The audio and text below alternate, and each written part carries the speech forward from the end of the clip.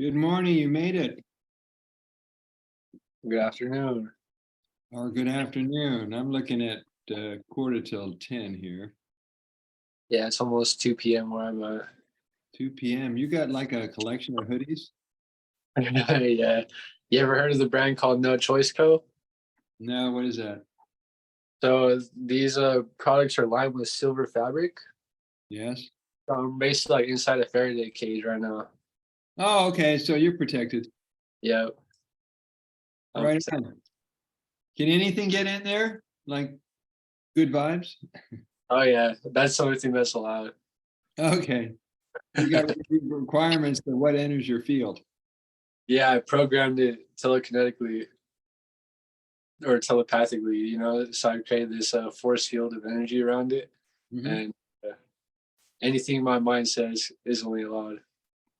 Beautiful. So we got 4 hours we're going to do today. Sounds great. Let me grab some of that real quick. One sec. Some refreshments. While he's getting his morning, we're going to say communion, do our prayer, and dig right into the protocols. But we got 4 hours of study to do today. So I hope you guys will pick a copy up of the manual for urine therapy with the therapist, either a signed copy from Brother Sage or from Amazon. So this morning we're going to do, oh, very nice. What's its age? This one, I guess probably close to a year.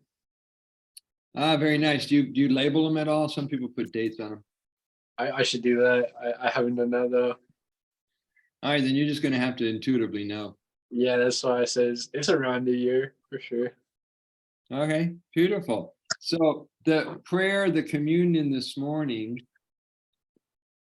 is not anything written down. So I'm going to ask you, would you like to offer the communion prayer this morning? Yeah, let's get into it. One sec. Okay. I would like to praise and honor this divine elixir created from my own vessel. It is charged and structured to help me vibrate at the highest frequencies possible. It strengthens and detoxes my DNA and helps you align with my highest self. And that can help you do your own liquid, helps you with yours as well. So praise and cheers to this. Long live Shivambu.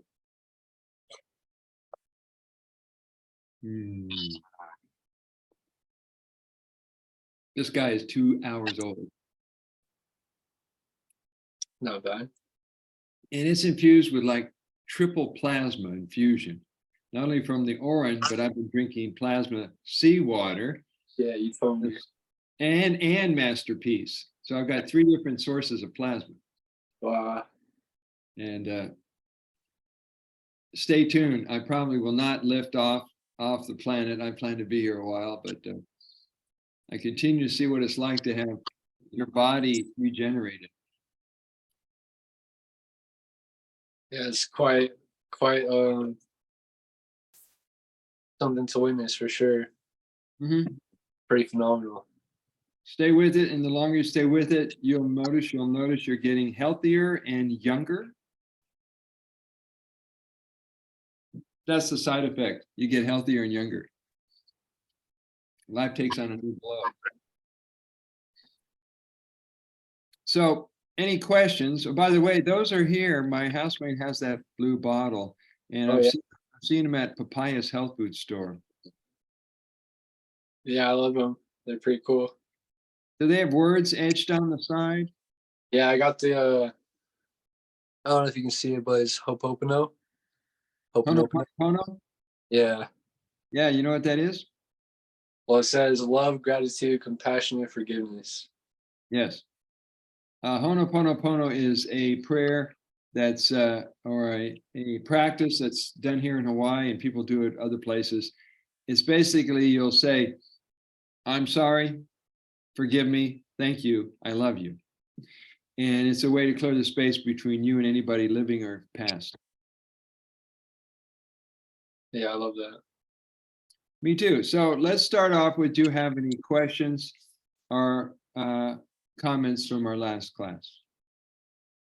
Yeah, I was contemplating honestly didn't really come up with any questions. I just kind of here to learn and witness what's next. Okay. Can you remember and explain any of the Shivambu wisdoms? It's an intuitive medicine. So Go ahead. that means there's no really like any dogmas or rules to it. It's just whatever you feel is right for you. Mhm. So let me see. Can you ask me another one? Well, you use the word intuition. So what does that refer to? That aspect of it. Yeah, like there's no specific amount you need to take necessarily. It's just whatever your body is wanting or needing, it'll tell you, and you just listen Yeah. to your. Exactly. There's an inner guidance system known as your intuition, or some call it the still small voice, that sends you with urges and desires and guidance to what's next for you to do on your journey. And when you really pay attention, journey becomes pretty magical and pretty mystical. Sure does. As you've been noticing so far. All right, number 2. It works regardless of your considerations. It works whether you use a man's Urine, a woman's Urine, an adult, a child, a healthy person, a sick person, a person of a different race, or even a different species. Now, out in India, they're either using cow urine, which they call gomutra, or they're using camel urine. And that's more popular in Pakistan and some of the other Middle Eastern countries. And here in the West, we tend to use human urine because that seems to be an easy idea for people to grasp without, thinking cross species. Now, I had a friend of mine who went to India to visit with the Breatharian Ella Tom, and they did workshops out there. And she knew I was big into this. So she sends me a bottle of gomutra, cow urine. You open up the bottle, smells like a barn. It smells like animals poop everywhere and animal urine and smell. And I drank it. And yeah, it tasted like a barn. Really, really gnarly taste. So I ended up using it externally, and the rest I put in the plants. So I guess it may be a cultural thing, or however our mind has to accept, animal use. Did you notice any benefits from it, or? I couldn't tell it was any different than my own. And it might have been a psychological thing. It's hard to tell. There is some woman on the internet who had a YouTube where she used her dog's urine to heal herself. And so that shows the potential here is more than we realize. All right, number 3. Number three, where shall we go? Saturation dosing. Can you explain saturation dosing? Can you give me more specific? Yeah, saturation dosing is the increasing of the use of Shivambu, start by including a variety of topical protocols, instead of just using and relying on oral use. Yeah, so you can soak your feet in it. Start with like 30-minute foot soaks, and even though you're not consuming it orally, your body's absorbing it in other ways, so you're still drinking it. Still absorbing. Or you could, if you're a little worrisome about just chugging some aged or some fresh, you could put some drops under your tongue, or as Brother Sage said, just stick your finger in it, put it under your tongue, and if you're not sick or dead, then it can't be that bad for you, right? Yeah, more than likely it's beneficial. Yeah. From my experience, it is for sure. So what we're getting at is that the saturation approach is different than just taking minimum daily requirements. I guess that's how they would phrase it, or describe it in terms of supplementation or medication. Because what we're doing is we're filling up the body with a wealth of nutrients, an ocean of abundance, I like to call it, so that any things that has been stored in your cells, stored in your intestines, stored in your liver, stored in your lungs, stored in your lymphatic systems, it's more like a deeper cleanse. So the more you can saturate, the more you can move faster the healing process instead of slow incremental changes, kind of like a Band-Aid. And knowing that Shivambu can't harm you or have side effects, more and more people are either looping all day along with their other practices, or they're including more topical protocols because they want to know what it feels like sooner than later to feel really healthy. Okay? Yeah, for sure. All right. Number 3, what is meant by Shivambu alchemizes or transforms anything it touches? What does it mean by that, and can you give an example? Yeah, it's liquid gold. I almost look at it kind of like your pee is the Medusa's touch. I think that's what they call it anyways, right? Or anything you touch turns to gold. So the way I look at it is Good I was enough. kind of explaining it last class. If you ever heard of tensor rings, they're copper wire cut to a specific length, Mhm. and once you bound the ends together to a solder, Mhm. it creates a electromagnetic field in the middle of it. And when you place it over crops or yourself, your water structures the water and returns it to source. So they've done the studies with like GMO crops, and it returns it back to its heirloom source. And so the way I see Urine is very similar to that. As I was actually contemplating this yesterday as I was drinking some, and I was thinking about being in the womb and how we're just consuming our Urine all the time. Mhm. And as I was drinking it, I was like kind of feeling that, like it made me just brought me back to that source energy. So it was really interesting to feel that. So to explain a little further, I mean, you got to the point that it's going to raise the vibration, and it's going to transform it or evolve it. Is there feedback on your side? No. Yeah, I can. Okay. So it also, another word for it is it sterilizes or neutralizes whatever it's touching. In essence, what it's also going to do is it's going to assimilate and absorb and merge together whatever was affecting your health or compromised your immune system. So once it's been sterilized, neutralized, whatever you want to call it, it is, in essence, it is now Shivambu. 2 examples is when people are putting some in their foot soak, or they're putting some in their bathtub, and there's still city water in there. The concern about the contamination and the chemicals in city water kind of goes away because you just neutralize and sterilize that water. Pretty cool, huh? Yeah, it's amazing. So, and the people who gargle, they say, well, after they gargle, I explained this the other day, when people gargle, they tend to want to spit it out. But, and when you realize, well, you just cleaned up the bacteria in your mouth, swallow it. Not going to hurt you. All right, number 3. Shivambu is an evolutionary or an evolving living structured water. What do we mean by evolutionary or evolving? Yeah, so as soon as it leaves your body, well, even when it's in your body, it has a consciousness of its own.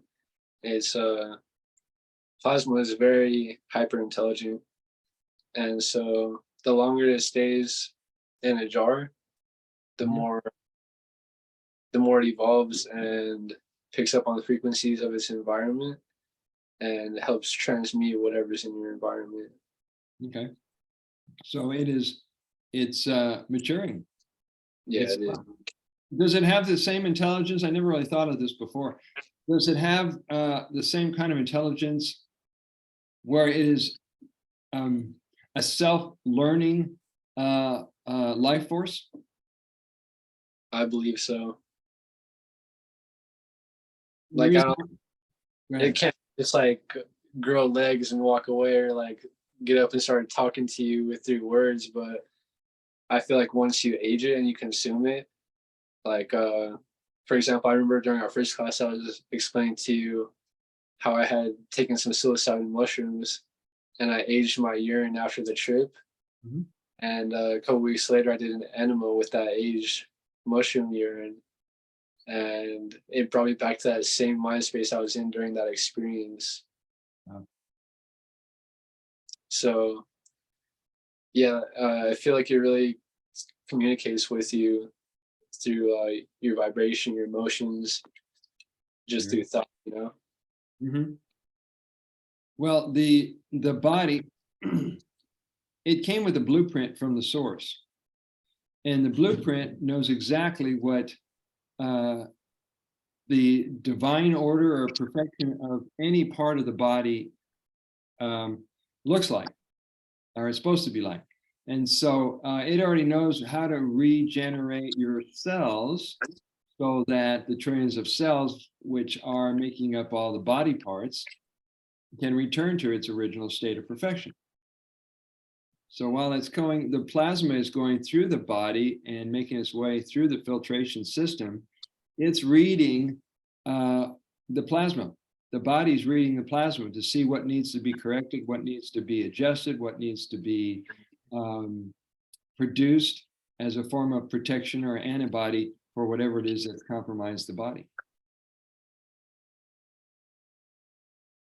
Yay. Yeah, it's amazing. They didn't teach us this in school. Darn it. All right. Practicing saturation dosing speeds it up. Okay. There is no incurable disease. Is that a bold statement, or what does that really mean? So I believe that you can heal anything, but what it really comes down to is your determination and your willpower to succeed in healing. Mhm. Not everybody can heal because they just don't have the determination to, or they don't believe that they can, Mhm. which can be tricky when the system is telling you that there are diseases that are just incurable or we haven't found the cure. Mhm. But if you tap into your own body's divine intelligence, I believe otherwise. Yeah, I agree. And most of the labels, the diseases that they've named, and what's been awesome, what's been kind of silly, awesome, whatever, is over the last 20 years, they made up new diseases we never heard about. Like they had a drug for shyness, just all kinds of crazy stuff. You said And for shyness. yeah, shyness was a disease, like ADD was made up, Alzheimer's, all these cancer, these were all made up because they wanted to keep you into their system so they could um, catch you, drug you, and basically, drain you of money. So long gone were the days when there was a doctor who would go make house calls and he had a stethoscope in his doctor bag, and he really cared. You could feel sincerity that this was, before the system decided to steal people and take over the minds of the doctors in the medical field. There was a time when there was actually some really sincere doctors out there. And some of them brought in Ayurvedic, and some of them brought in um, herbology and various practices that have been around for generations. So the word incurable means to be incurable. Curable from the inside. Incurable from within. All words, if you look at if you do some research on all words, there's going to be a spiritual association with those words. You got to look further back in that. All right. The only thing you cannot heal, which I said is what you believe you cannot heal, which is also true about things in your life that you're working on. You wonder if you're going to achieve them or be a success in them. It's assured if your thoughts are in the right place. Now, the work as a therapist, the work as a facilitator in wellness with your clients is to move their mind, is to work with them to move their mind to wholeness and perfection and to heal themselves. And this is what the masters have been doing forever. This is what Yeshua, some call Jesus, did with his people, or his, I don't know if he called them clients, but when they came up to Jesus, he simply saw them in their wholeness and in their God presence and in their perfection. And their mind had to move to see it themselves for them to actually be healed.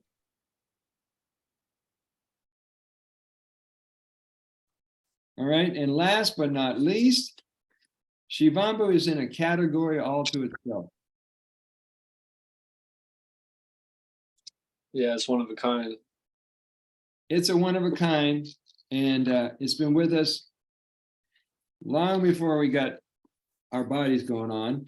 And we've learned since then that there is more things that we're able to do with our bodies, particularly with our thoughts in the right place, than we ever thought were possible.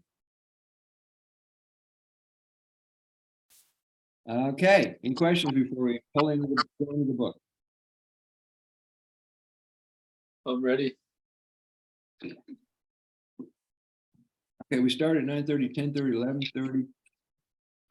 So we're gonna go to 11:30 before we take our 10-minute break.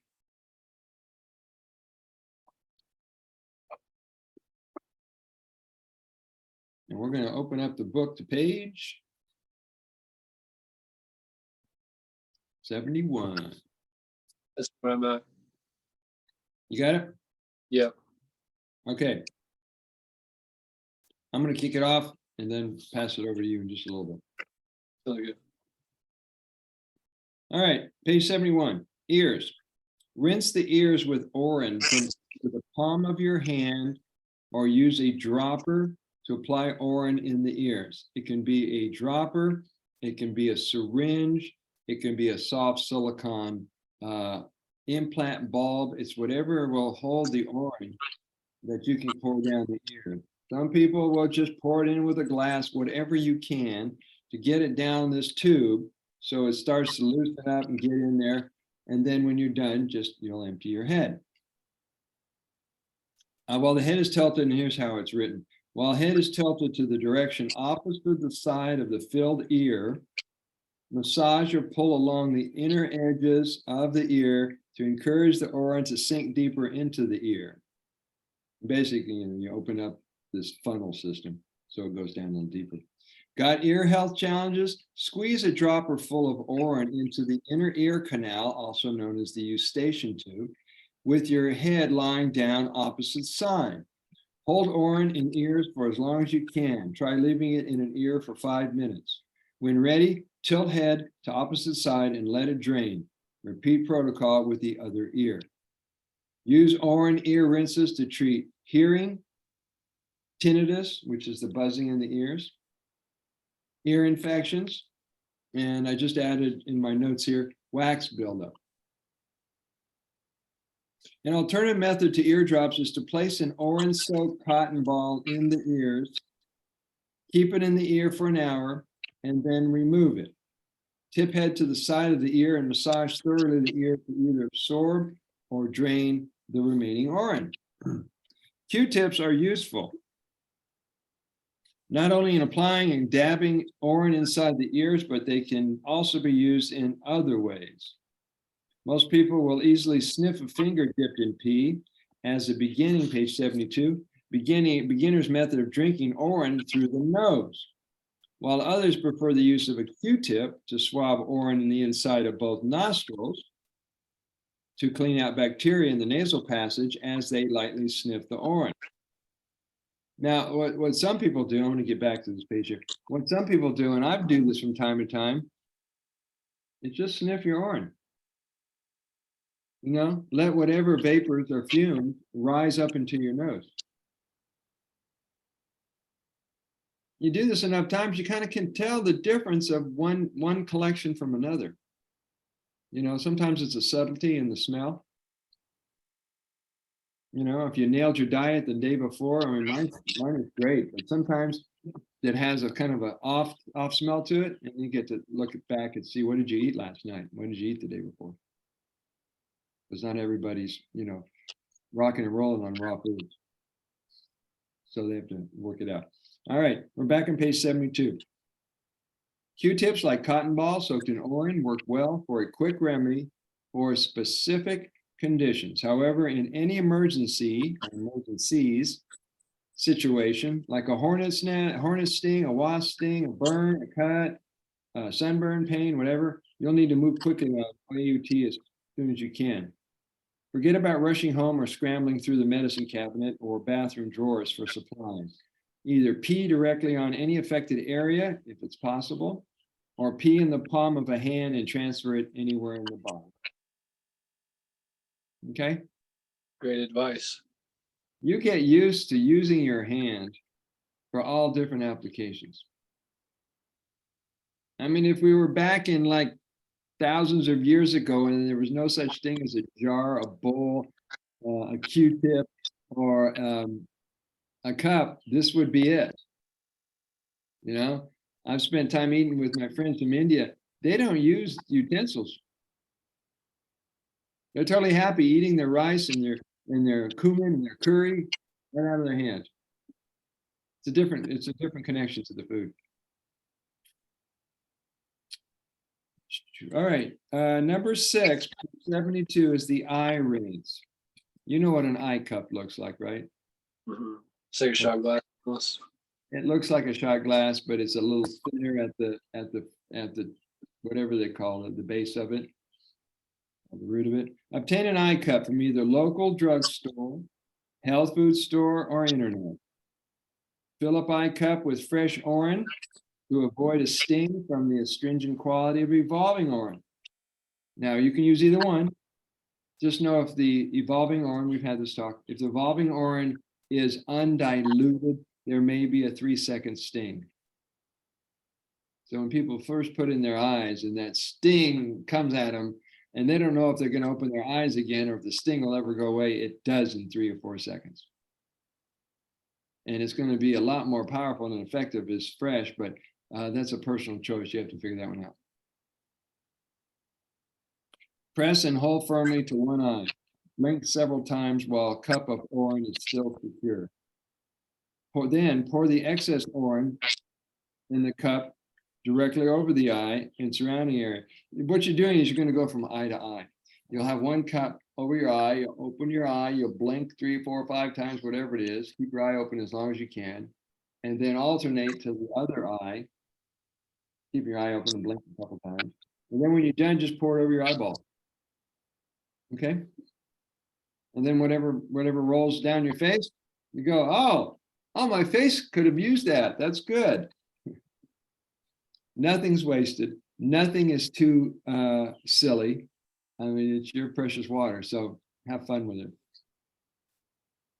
All right, pour excess amount into the cup directly over the eye and surrounding area. And that was Dr. Roz Hanslin. She came on the call the other night. We had a urine therapy Q&A call. I told you about her? Mm. She's been doing urine therapy since she was 9 years old. And on her right wrist is her left wrist. She's got the alchemical symbol for urine on her wrist. Really? It looks like a hashtag with a black circle in the middle. And if you look at alchemical symbol chart one day, you'll see it. You go, wow, a woman with urine tattoo. That was cool. That tells you how much she's into it. The fact that she would do that to remind herself. All right, then switch the eye cup and repeat the process with the other eye. I already explained that. The eye rinse protocol supports eye health, bringing relief to tired, burning, or painful eyes.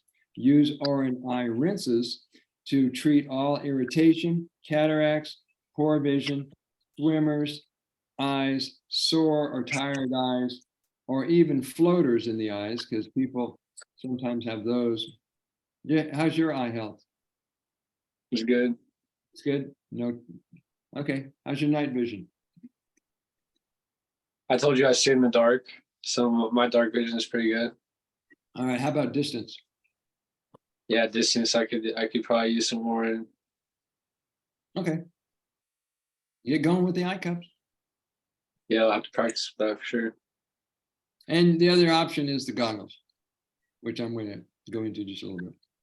Drink fresh orange into both nostrils from the time of awakening until 6 p.m. After 6 p.m., collect all orange until bedtime. The orange shall be collected for eternal uses. This is a quote from one of my mentors, Dr. Loda out in India. The orange shall be collected for external uses. For example, pour it into the eye 3 to 4 times a day. Give yourself an orange with body massage from someone or from yourself for the next few days. It shall prevent and treat many other diseases such as coronavirus. And that was a bold statement back then. Several people came public, including Christopher Key, the vaccine police. And oh man, he made a big splash. He was on all these mainstream media programs and alternative programs telling the world that urine is the vaccine for the vaccine. And that it will heal. He was pointing out that we don't know that this virus was real anyway, but it will heal anything that contaminates or compromises the body. So I thought that was pretty brave of him to do that. Yeah, definitely. He's still around doing work. That's Make certain that the eye copper, the eye dropper you use for eye rinses is sterilized. A compress of fresh orange is also excellent for external eye inflammation such as styes. I think I had an extra L in there. So the eye cup, what some people do is they rinse their eye cup so they think it's clean so they can put in the orange, which is ironic. Rinse it with the orange so you can put in orange. You see how silly that is? They're using city water to clean out the eye cup so they can put in orange. When the orange that goes in, you've got to clean out the residue from the city water. Why not just put in the orange in the first place and clean out the eye cup?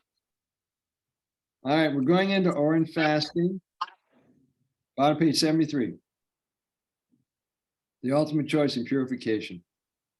Now, what I'm going to do in here is going to read some of the bullet points and highlights when we get to the numbers, because it's up to like 22, 23 different things that it's beneficial for. And we're going to leave that up to whoever watches the show when it's published. Did you get the link for the last call? Mm-hmm. Okay, good. So if anybody wants to know this stuff, they can do that. All right, question. How does one go on an orange fast? Answer. Fasting is a conscious vacation from food.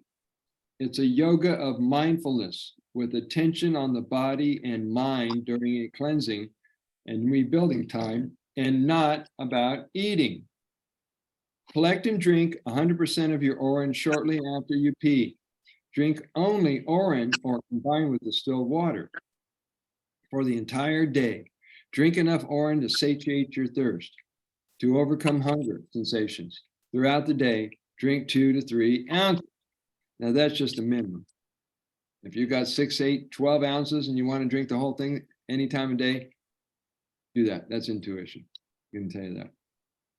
Notice that the hunger leaves. You said you've done these, right? Not extensive periods. Okay, for a day at least? Yeah. Okay. Did you notice later on as the day was coming to a close, like around sundown or whatever, you didn't think of food all day?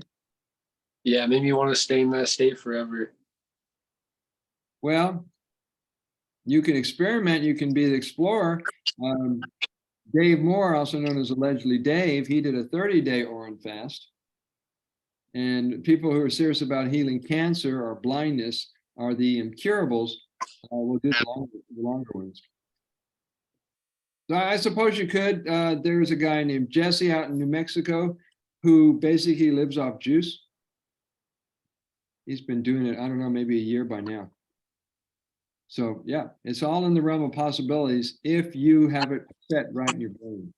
If you want to do that. Nobody's putting any limitations on you. All right.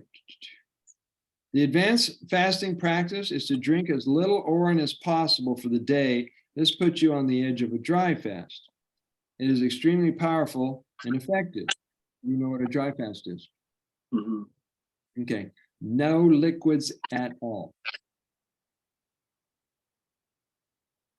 And some people do 3-day dry fasts. And so wouldn't that kind of like debunk the idea that we're dehydrated? Or they're getting their waters from the air and the hydrogen oxygen molecules that actually are around us all the time. Or they're cycling the urine from the kidneys throughout the body. Yeah. There are some people in this community talk about retention. They found a way, instead of peeing, to have it return back into the body. I've not tried that yet. I enjoy the relief that comes with peeing. So that's not one of my advanced practices. Maybe it is, who knows? Avoid drinking urine and fluids a couple of hours before bedtime, otherwise your sleep will be disrupted by trips to go pee. 2 hours before bedtime, take a break from drinking urine. Collect and save your urine in a large size glass container like a 2-quart glass ball or mason jar. Use this urine for all cosmetic, some called topical, uses or oral applications for the next day or over the next few weeks or longer to allow it to continue, evolving. Patience is required when drinking all the urine that you're peeing during the day. Since you drink your pee and have read this far into the manual, you earned a Piquant Flyer Award. All right, nice pun on that one.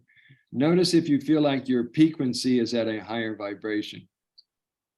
Urine becomes clearer, neutral in its smell, and sweeter on the day you do fast.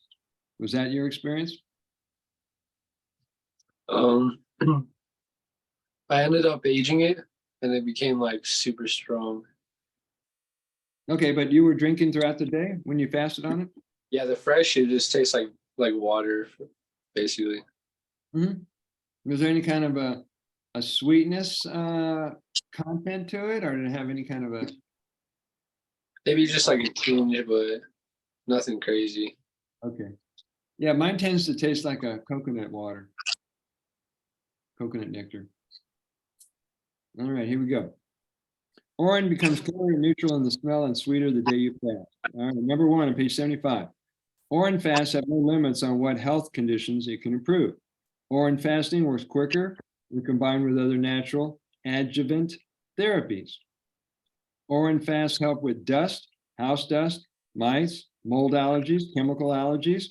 However, urine injections while fasting is a more rapid form of treatment.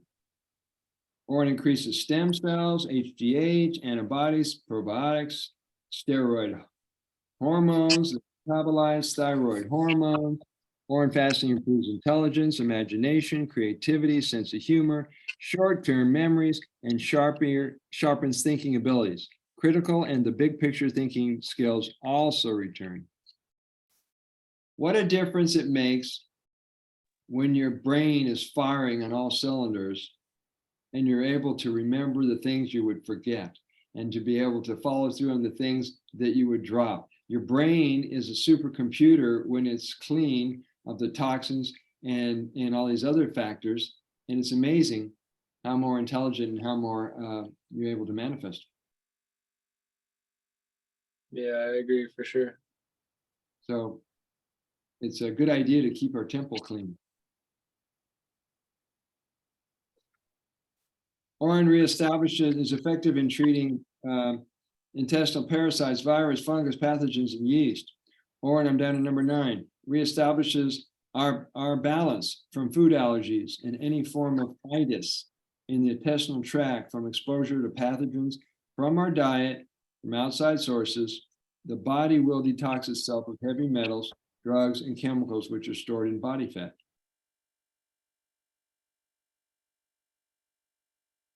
Yep.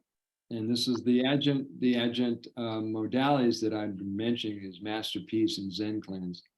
Because at a time it's perfect timing to be introducing this to the world for what Yeah. everybody's being bombarded with. And Heavy metal everywhere. it's everywhere, including the remote areas. And just off topic for a little bit, Bill Gates and his madmen are trying to introduce something like 300 or 400 million infected mosquitoes to Hawaii. That's crazy. And so all the patriots and the fighters for freedom here in Hawaii are meeting on Maui today to discuss how they're going to block it. Wow, that's amazing. Yeah. I mean, it doesn't make any sense. Like I said to some other people, this is the international playground. Why would they want to affect it in any way? Because there's big money from all these different countries here. Yeah, I was actually talking to one of my friends yesterday, and he was wondering about that, about the heavy metals, and he was like, just basically asking, so none of the heavy metals are like coming out through your pee at all, and you're just re-ingesting them? Well, they've already been alchemized. They've already been changed. If they find them and doctors say, well, we've noted there's aluminum, we noticed there's this and there's that and the other thing, right? They're not taking in consideration that what they're looking at is not the same kind of molecular structure as it would have been before it went through the filter system, right? If you isolate one nutrient from 4,600 nutrients, it doesn't have the same impact if it wasn't just an isolated nutrient with everything that makes what it is intact. So it's already been gone through the filter process. So it's a different, it doesn't have effect. But they don't tell their clients. They say, oh, we've detected such and such in your urine, so you have a problem. You see how they work on people's minds? Yeah. Yeah, it's not as bad as it really is. And drink your urine, you'll be fine. All right. Combining regular fasting, I'm on number 11 on page 77.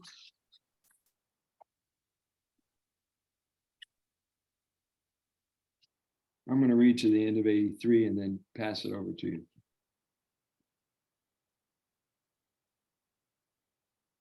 Are you having cacao? No, it's a smoothie. Okay. A lot of cacao fans out there. Page 77. Combining regular Urine fasting with living foods of fruit-based diet, exercise, meditation, rest can make all the difference in restoring health and wellness. Conscious, deep, connected breathing, slowing down, allows one to achieve good energy management. During an Urine fast, detoxing may occur as the body is restoring the healthy bacteria in the gut. Cataracts are usually removed in 10 to 14 days during fasting and eye cups and other modalities. According to John W. Armstrong, the author of the Water of Life book back in 1944, he said he had his clients fasting on Urine for 101 days, and lo and behold, they healed their blindness. Okay, he does not, I have to reread the book. I don't recall him mentioning diet changes. I mean, if he's just focusing on the remedy, not the cause, and having people correct their diet and their lifestyle and their attitude, that would really make a bigger difference. You know, if you went the holistic approach. If I remember correctly from when I read that book, yeah, it was just only urine. Mm-hmm. Yeah, but okay, so that's all they did. They fasted on just the Urine. Mm-hmm. That's impressive. That's very impressive. Those with post-traumatic stress disorders,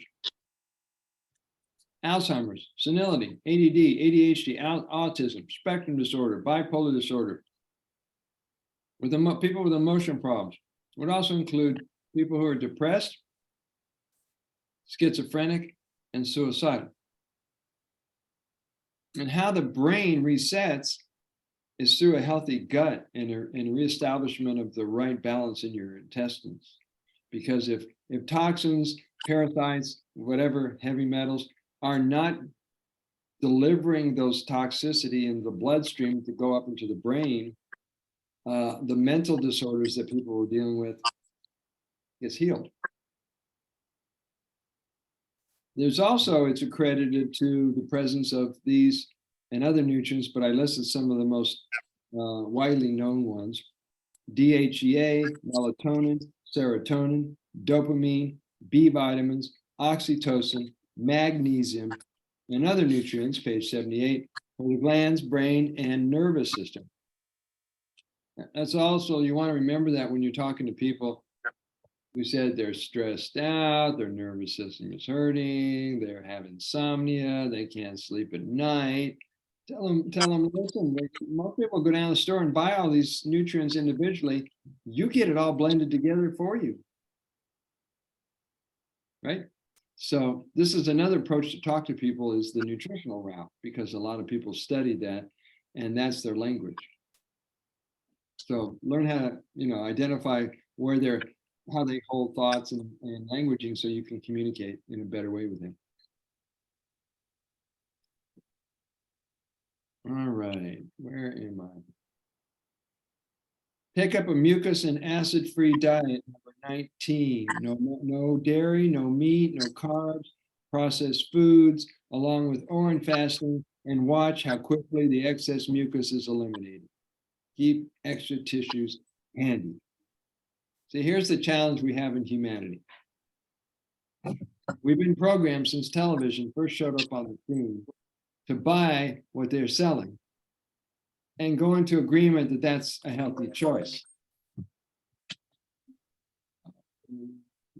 Hold on. Sorry, I can't talk now. Right now. So what has happened is we've been convinced that all the food that is on television is good food for human consumption.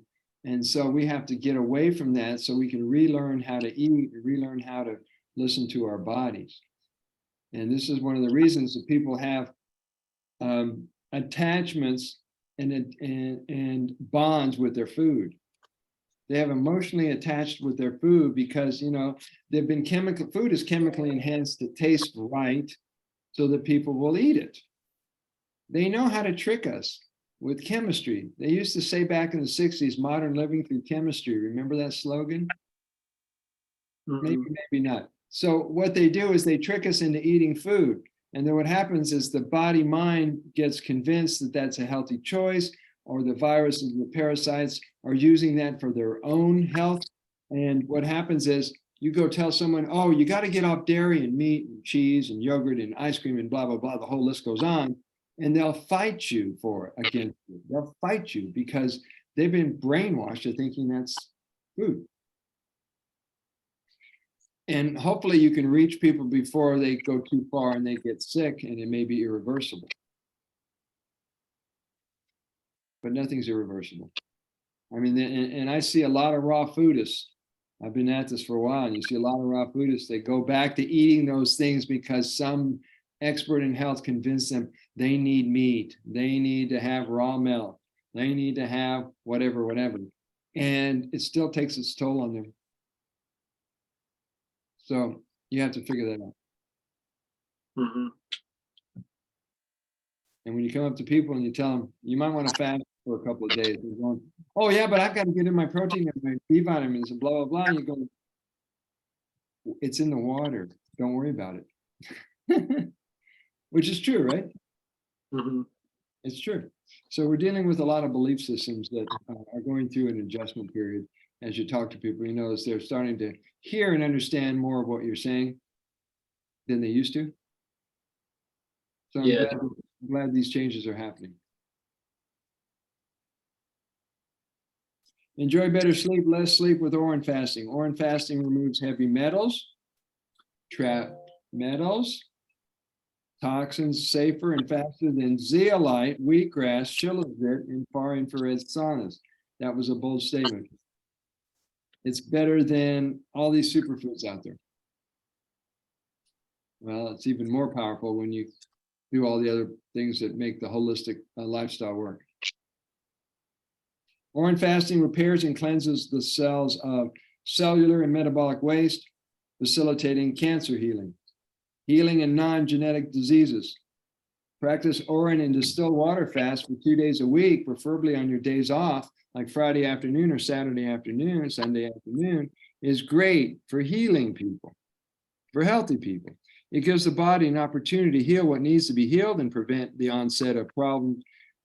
Fasting for 7 days on water with lemon, added stevia or raw honey with a pinch of cayenne is optional, and orange.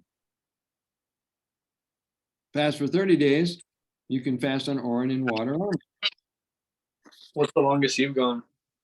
I've done a 45-day fast. It wasn't with orange at the time. It was a master cleanse. Okay. But I know what it's like to live off liquids. And what really helped me is to have spiritual practices, so my mind wasn't on food. Because that's what trips people up. Or they feel a hunger sensation in their gut, and they think it's a signal to eat.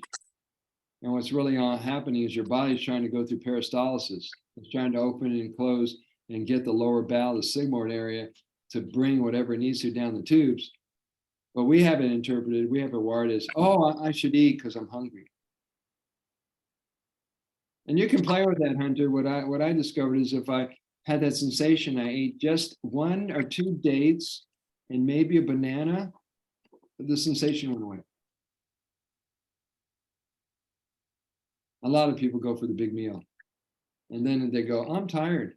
Well, I wonder why.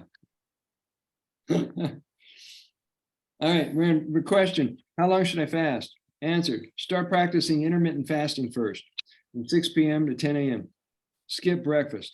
Do a fast for about 16 hours. Now, I've been doing this for years, and it's real easy to do. If your last meal's at sundown and your first meal's around noon, you nailed it. Mm-hmm. Okay, in the morning to do the thing. I mean, you can have juice in the morning. You can do all kinds of things so that you're not running in and out of the kitchen for food. Your digestive system will thank you for the good rest. With orange, you can start with an ounce. Shot glass works fine.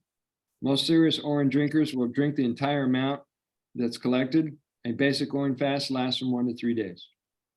Now, typically when people fast, they usually do it in certain rhythms, certain cycles, 7 days, 14 days, 21 days, 30 days or longer. Some people have been known to fast beyond 30 days to heal more serious health challenges. One man fasted on the master cleanse for 365 days, and he healed paralysis, got rid of his wheelchair, and now he takes walks every day. Just think what it would have been like if he was drinking orange instead of master cleanse. Yeah, for real. And Happen sooner. it would have happened sooner. Yep. But we don't really know the details in people's lives and how things play out. Imagine what UT would have done for him. Simply fast long enough to cure whatever disease you think you have. Always listen, trust, follow your intuition. John Armstrong, the author of Water of Life, was known to have patients do 101 days and cure blindness in the eyes. The mere length of orange fasting can raise human growth hormone to very high levels while fasting and correct condition. You can soak a cotton ball or washcloth in fresh orange and gently dab or wipe it on the areas to be healed. You can use it for burns, cuts, sunburns, cuts, scratches, acne, bruises, capillary bursts, sudden discolorations of skin, and anything on general skin surfaces. Now, I get these all the time. This one's all gone. They just pop up. You put the orange on it, 4 days, it disappears. I mean, I've had times where my whole arm had these little purple discolorations on it. They're capillary bursts, sometimes from a slight touch of something if you've got thin skin. And you get that orange on there as fast as you can and keep applying it throughout the day and watch it heal pretty quick.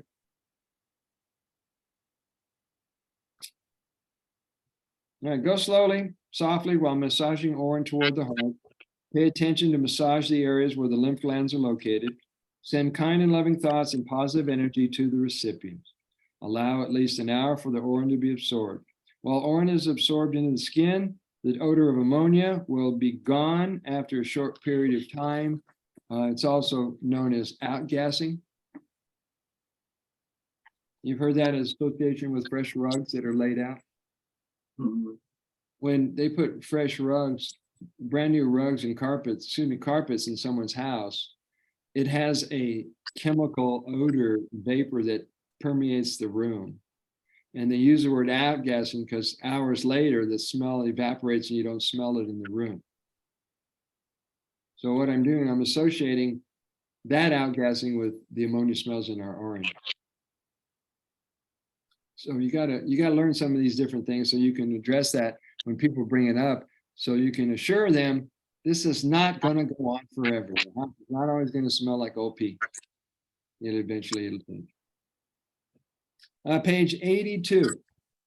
I'm going to read up to page 83 here.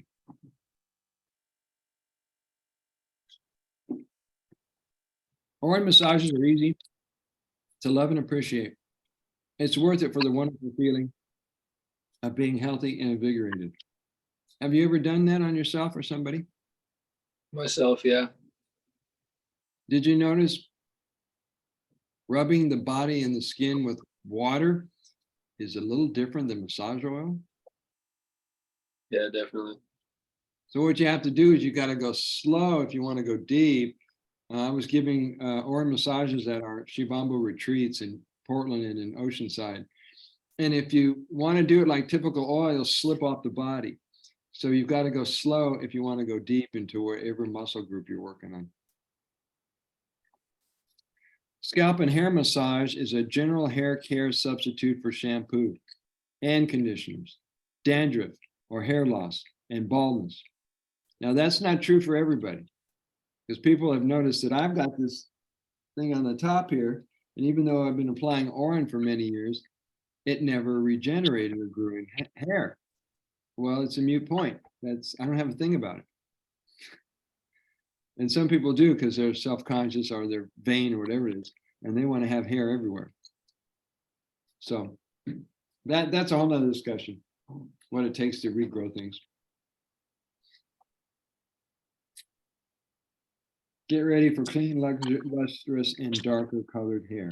Remind your mind that you are giving and receiving a loving and nurturing massage using holy water, that you're worth it. And here's a quick shampoo recipe. Get a jar, pee in the jar, put it on your hair, have beautiful hair. Simple enough. Simple enough. You don't have to mix ingredients. You don't have to go out and hunt down the ingredients. You just rub it in your hair. On a healthy diet, dried orange does not have an offensive odor, which is way cool. And finally, food poisoning. I'm going to tell you who Samuel Cohen is before I hand it over to you to read.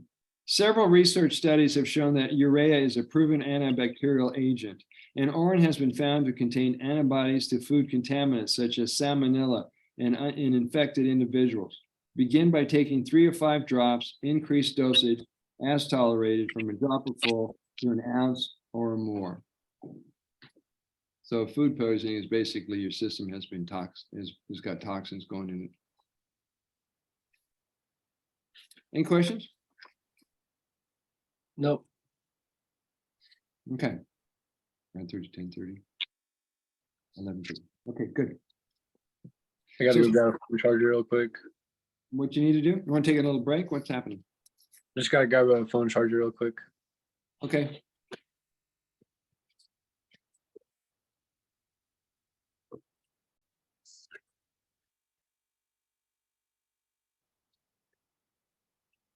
So Samuel G. Cohen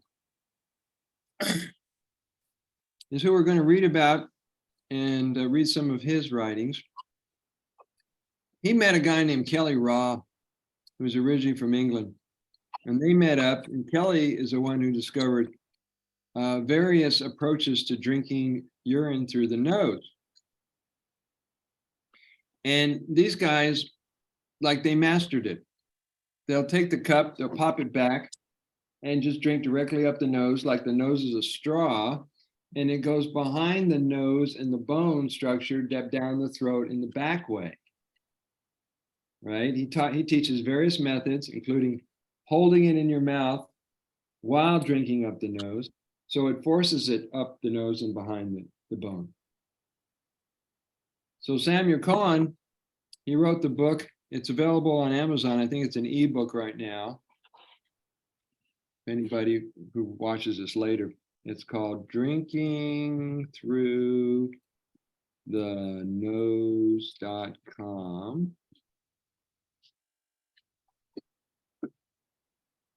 And I've interviewed him a couple times, and he would demonstrate on camera how to get it up the nose and down the nose.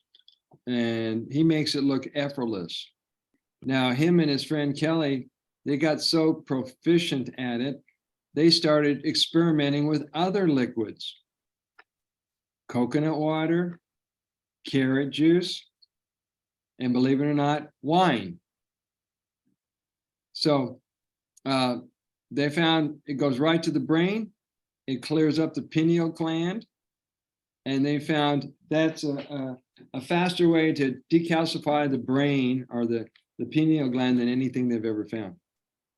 And so I always encourage people that throughout the day, hold on a second.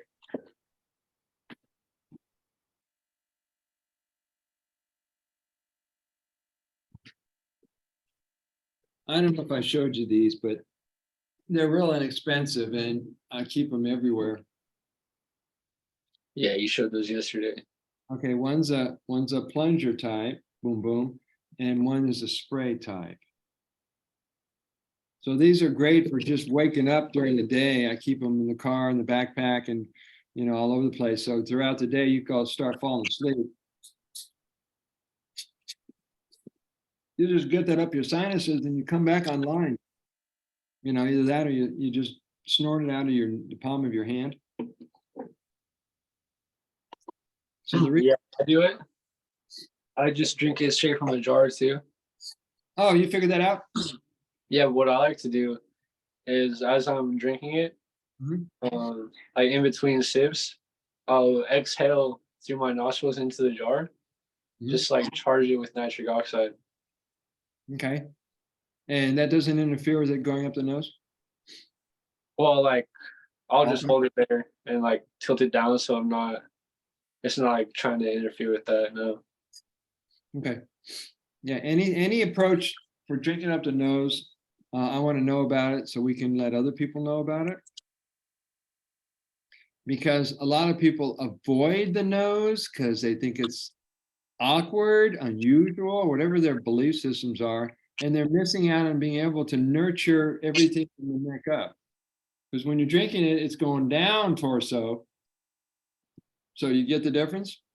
Yeah, it's different for sure. I love it honestly. Beautiful, beautiful. So yeah, you might want to do a demo video sometime.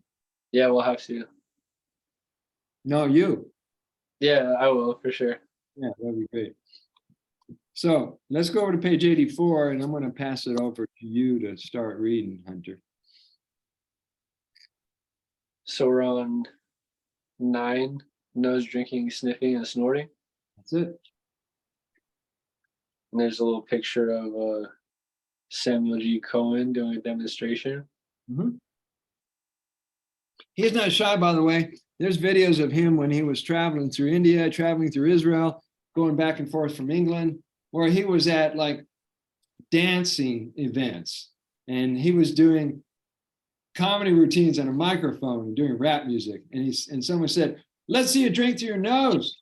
And so he demonstrates publicly in different locations, and he's totally at ease with it. That's awesome. So let's hear what he has to say. Your best health ever may be a mere change of mind and a willingness to trust the success of many who are drinking orange through the nose and can testify to the many benefits and healings they are having. This is how to teach others how to overcome their resistance or mind talk about this protocol. Meditate on nose drinking. Take a deep breath. Take baby steps. After dipping a finger in orange, stick it up a nostril and sniff or snort it deeply. Repeat the process in the other nostril. Congratulate yourself. Then day by day, step up the quantity of orange that you sniff until you are mentally ready to drink ounces of orange through the nose.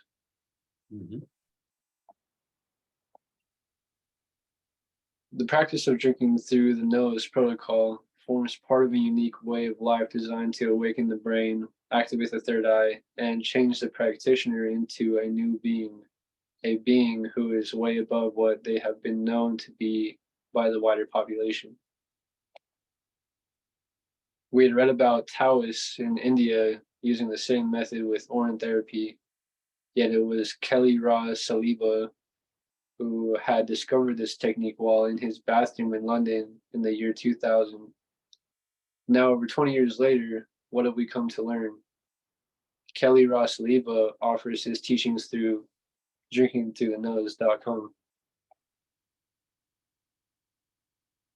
That's his picture on the other page, if you can see it.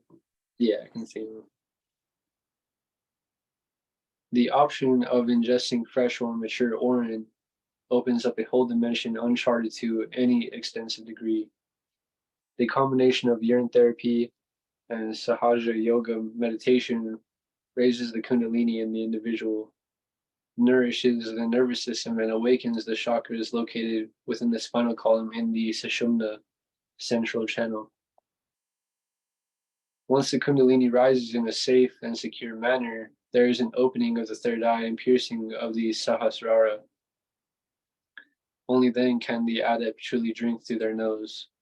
The nose drinking is both physiological and spiritual in equal measures. It's powerful. Mm-hmm. Mantras, prayers used during urine drinking have facilitated our practice immensely, where we have now reached the ability to drink anything through our nose, provided it is from Mother Nature. Urine is the baby and was the first elixir we began with solely for 2 years of the nose. As our noses were blocked and mucus was being flushed out, we had to practice being comfortable with drinking any fluid at first. Every person will need to practice patience when passing through this stage.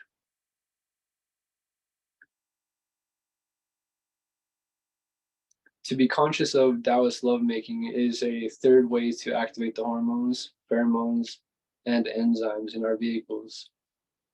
The secretions we absorb when a man and a woman join in love union are super healing. It feeds and nourishes our nerves and brain similar to drinking urine or specific juices, elixirs, tinctures, colloids, essences, whatever we choose up the nose as a nasal drink.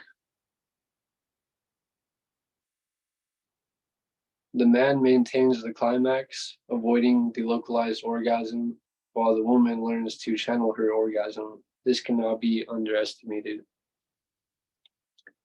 So it is with urine therapy, providing we are ingesting plenty of natural and nutritious raw foods, fruits, salads, veggies, and hemp seeds. Our urine will be a blessing for our beings on so many levels. To simply just throw out urine into a toilet when you pee, when our vehicles are quietly aging, dehydrating, literally drying out, is a shame. As a result, the body has to remanufacture itself, which could be put to use in self-healing and increasing one's well-being. Once we begin drinking urine every day through the mouth and nose, including massaging urine into our skin, our circulation heightens. Skin appears and feels younger and smoother, plus our hair feels deeply nourished. It is when we learn to respect the Tao of lovemaking and look further into Sahaja yoga meditation that we see the genuine benefits it could truly offer. While currently being in Goa, India for 5 months, I've been blessed to learn yoga asanas, fasting, and breathwork. The combination of the three practices has been formidable pillars that formed our already rich armory.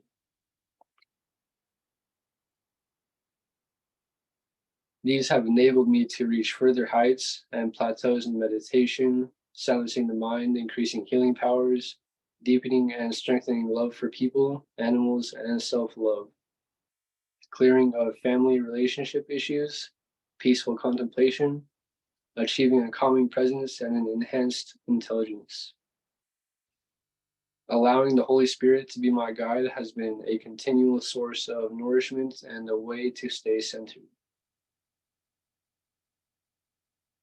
According to Samuel, it is impossible to get a cold when you constantly drink urine through the nose. Makes sense? What's up? Makes sense? Yeah, definitely. Yeah, I don't see how you could get a cold if you're constantly doing that. Mhm. Yeah, particularly if you clean out the mucus fluids. Yeah, definitely.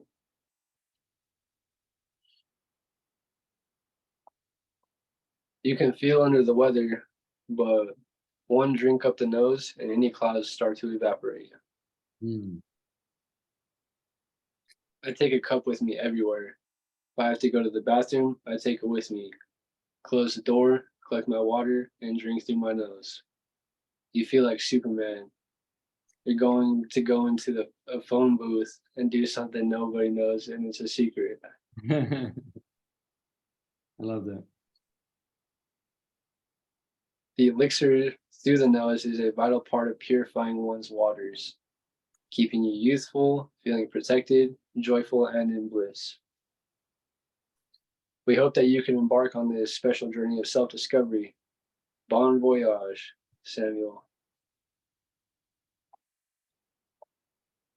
Nasal wash works well with the use of a neti pot to flush nasal sinuses or nasal cavities.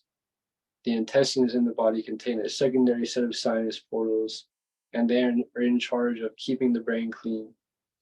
Sinus problems, headaches, and congestion are easily remedied with Urine nasal flushes and navel soaks. Other nasal methods that you will receive great benefit includes sniffing from the palm of the hand, sniffing an orange-soaked finger in each nostril, using a squirt bottle or a small 3-ounce enema-type rubber bulb. Yeah, that's like the one I showed the other day, the silicone bulb. Mm-hmm. Okay, hold on a second.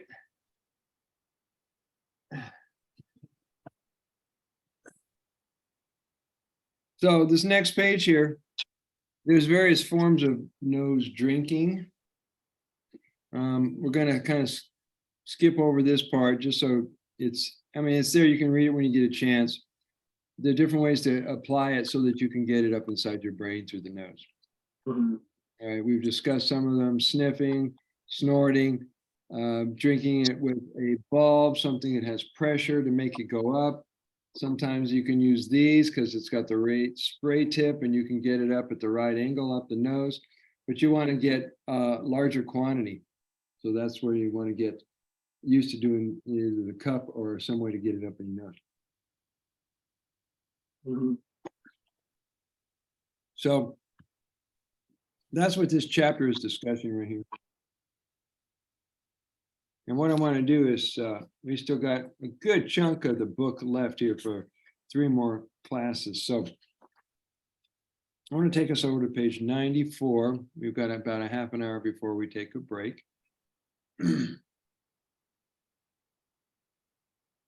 Now, when I wrote this book, it came out in 2020.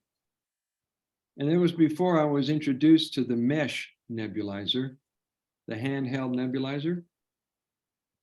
Do you remember seeing one of those? Yeah, I'm pretty sure you showed them. Okay, so this is what I was using at the time. I was big into essential oils, so I was you could either use a nebulizer, a humidifier, respirator, a mister, whatever has a little well that'll hold the Urine, and then it changes the particulates into a vapor substance, and it'll either be airborne or you can use it in various ways on your skin and in your nose. So that picture you see there, it'd be nice if this came out in color. I think in the ebook version it's in color. But when you turn off the lights at night in the room, this thing has a light source underneath the bottom of it, and it casts this golden glow. Yeah, I can see it. It's all gold. Oh, beautiful, beautiful. And so here I'm going to read chapter 10 here. This is the easiest and least expensive method to purify a room of any airborne particulates, bacteria or virus. Either dust off and clean your nebulizer, diffuser, or humidifier, or buy one. An alternative would be a clean quart-sized spray bottle. Demo, well, I did a video, so you can always look that up if you want. That's on page 263. Fresh Urine, 1 to 3 days old, is a common age used for this protocol. Nebulizing, which is another way of saying misting, Urine in a nebulizer results in cleaner and more alive feeling air. Try adding a few drops of lemon or orange essential oil if the orange smells too pungent. People will ask you that question. I don't know if I can stand the smell. Well, you can use essential oils or you can dilute it. There's all kinds of options. Or thin it out with distilled water. Page 95.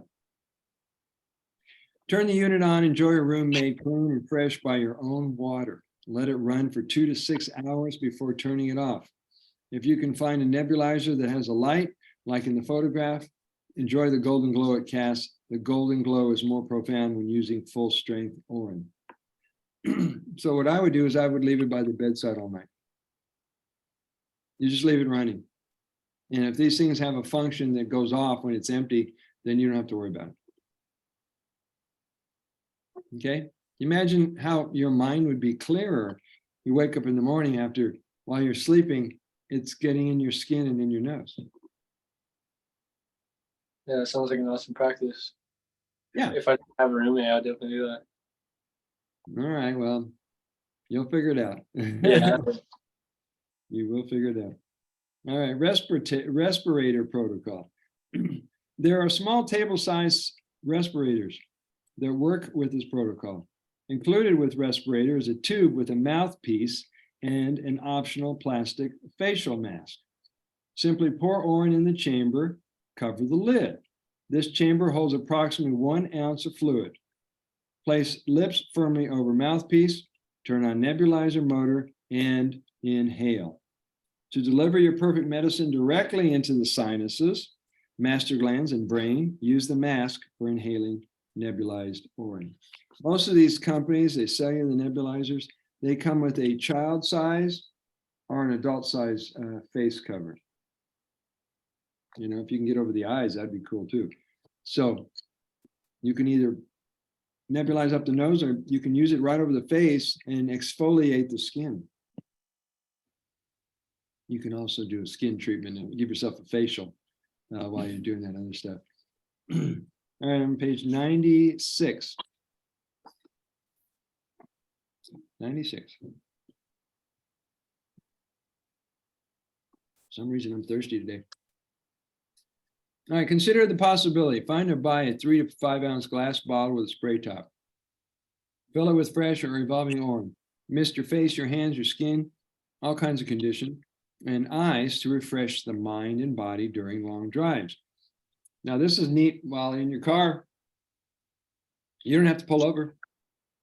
You know, if you're not freaking out about it falling on your driver's seat, steering wheel, whatever, you can be spraying yourself while you're driving. And this will be a great alternative to coffee, a great alternative for people who are doing like hours and hours of cross-country driving. You don't have to like go and get out of your car. You don't have to go into a store. You don't have to buy stimulants. You got it with you. Way cool. All right. You can use it for long drives, walks in nature, sunburn, sitting in a boring class, or lectures at any time of stress, like being in a public or in a public transportation. Keep a filled bottle in the car, backpack, and wherever the air feels stale or has an unpleasant odor, use it as an air freshener or a disinfectant to clean the room or area of airborne pathogens, molds, and viruses. Carry an Urine mist bottle in purse or backpack when you're on the bus, the plane, the cab, the train. Now, I threw this in there kind of like a joke, and some people thought it was a great idea and have tried it. But tell me how it hits you, how it feels. Carry an Urine mist bottle in your purse or backpack when you're on one of these public forms of transportation. Be sure to mist or spray the headrest and seat on both sides if possible you are riding in to clean out any pathogens left by the previous passenger. If riding as a passenger for a long trip, you may wish to spray your bare feet or hands in order to stay relaxed and alert. Now, I've done that on planes. Because if it's a long plane ride, yeah, I'm kicking off my shoes and socks. I'm gonna make sure I'm barefoot, and sometimes nobody knows what you're spraying on your feet. Right? And if you gotta use the bathroom, you go to the bathroom, oh, you can do a full out bath in there in a little bit of time. You just gotta, you gotta use your imagination. Yeah, for real. I sure as hell wouldn't drink the water and the sodas and the stuff they offer you on the plane. Oh no. They still do that. The peanuts, the artificial food, all that stuff. People don't think twice about it. I'm watching the food cart going down. Would you like something to eat, sir? Or something to drink while you're on? No, give it to that guy. They do it anyway. When one gets in the habit of collecting some of their pee while using a public bathroom to disinfect and wash these precious hands, after peeing, using an Urine mist bottle works well. Spraying on the face, the hands, the feet will nourish the body and quickly as it wakes you up. Think stem cells, antibodies, and regeneration of the endocrine and nervous system. Great way when traveling for long periods of time to refresh both the body and the mind. Or for using anywhere you are in the public or on public transportation, spray the Urine in the bathroom, use silly readers. Did you think I meant on the headrest? I just outed myself. Seats and passengers. Does make one stop and think about actually doing this. I haven't heard back from the people who read my book, so I don't know if they actually took me up on it, but it would be nice to hear if somebody actually goes, oh yeah, the guy got off his seat and I sprayed the headrest. God, it felt so much better. And I sprayed the window and cleaned off the window.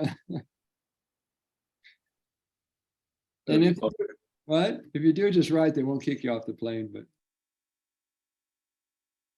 you're like a secret agent, going to the bathroom. Nobody knows you've just transformed and you come back and you got more energy than when you went to the bathroom.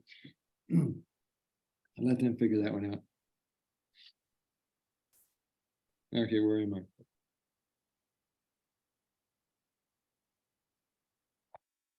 Left off at 11. Number 11, dropper bottle filled with evolving Urine. Thank you for getting me on the right spot. Does your energy dip during the day? Here's a proven protocol that will energize and calm you. Keep a closed, dark, amber, or cobalt blue colored glass bottle filled with Urine in your purse or backpack, like the ones I've shown you. Gargle and swallow a dropper full or more anytime you feel the need to increase your energy or regain clarity of mind. This can be a lifesaver during the day. Plus, use this Urine for emergency situations. Drop and rub Urine on cuts, scratches, stings, rashes, bites, or sunburn. Now I keep this in the car. So if I want to spray, you can spray. If you need more than a spray, by all means, take this apart, have some.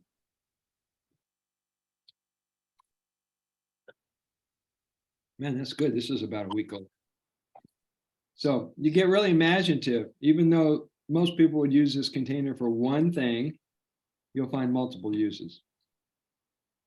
Okay? Urine injections. Have you tried this? Never. Would you be willing to try it? Yeah, I would be open to trying it. Okay. So some people say, well, should we do injections? Should we not do injections? Well, people who have a shock, asthmatic attack, a seizure, pass out, or for some reason they can't urinate and you can't reach them because they're unconscious, an injection in the butt muscle, in the thigh, or a certain muscle in the body brings them back really fast. Because what you're injecting them with is life-saving plasma. And Dr. Group, he said, well, what would be different if I didn't inject it in my arm? Because most people go for a bigger muscle. So he would inject it in his arm and he felt, God, this is great. You don't want needle marks in your arm, so you gotta be careful. People might misunderstand that. There you go. Urine injections usually reserved for life-threatening situations, like an anaphylactic shock, someone passes out, they have a seizure, they have a heart attack. This can be a lifesaver when drinking Urine is not possible or desired, especially useful when treating allergic reactions, shock, or anxiety. Because some people have anxiety attacks and you need to calm them down. So you pull out your urine, you just happen to have a hypodermic needle on you and go, you don't mind if I jab you? Oh, go right ahead. It'll make all the difference. Many report positive results in a very short time. Any cleansing reaction is short-term from day to a week. As the body purifies, be prepared for clients who demonstrate symptoms such as these: headache, joint, muscle pain, body aches, sore throat, general malaise, sweating, chills, nausea, other symptom type of reactions that may feel very intense. Be ready to face it, not panic or interrupt the process with any unnatural or human-made medicine. And this is the problem with people, is they get scared. They don't know what to do. So they reach for medicines, or they take someone to an ER. And you could turn it around if you had the right urine equipment and protocol supplies. So this is why it's important to learn this stuff and to educate people, so they can take care of themselves and their family a lot faster. Be ready to face it and don't panic. Oral injections will awaken the immune system and its warriors ready for fighting any disease. In case of emergencies, when there is no time to lose, an injection with evolving Urine. The strongest effects have been noticed when using the Urine that has evolved several months can save a person's life. I wish we'd have done that to VJ, Dr. Gupta, when he was in the hospital, but nobody thought of that. Oh well. It contains substances that your body doesn't need. These aggravate the body, which causes the defense system to develop stronger antibodies for anything that would compromise or harm the body.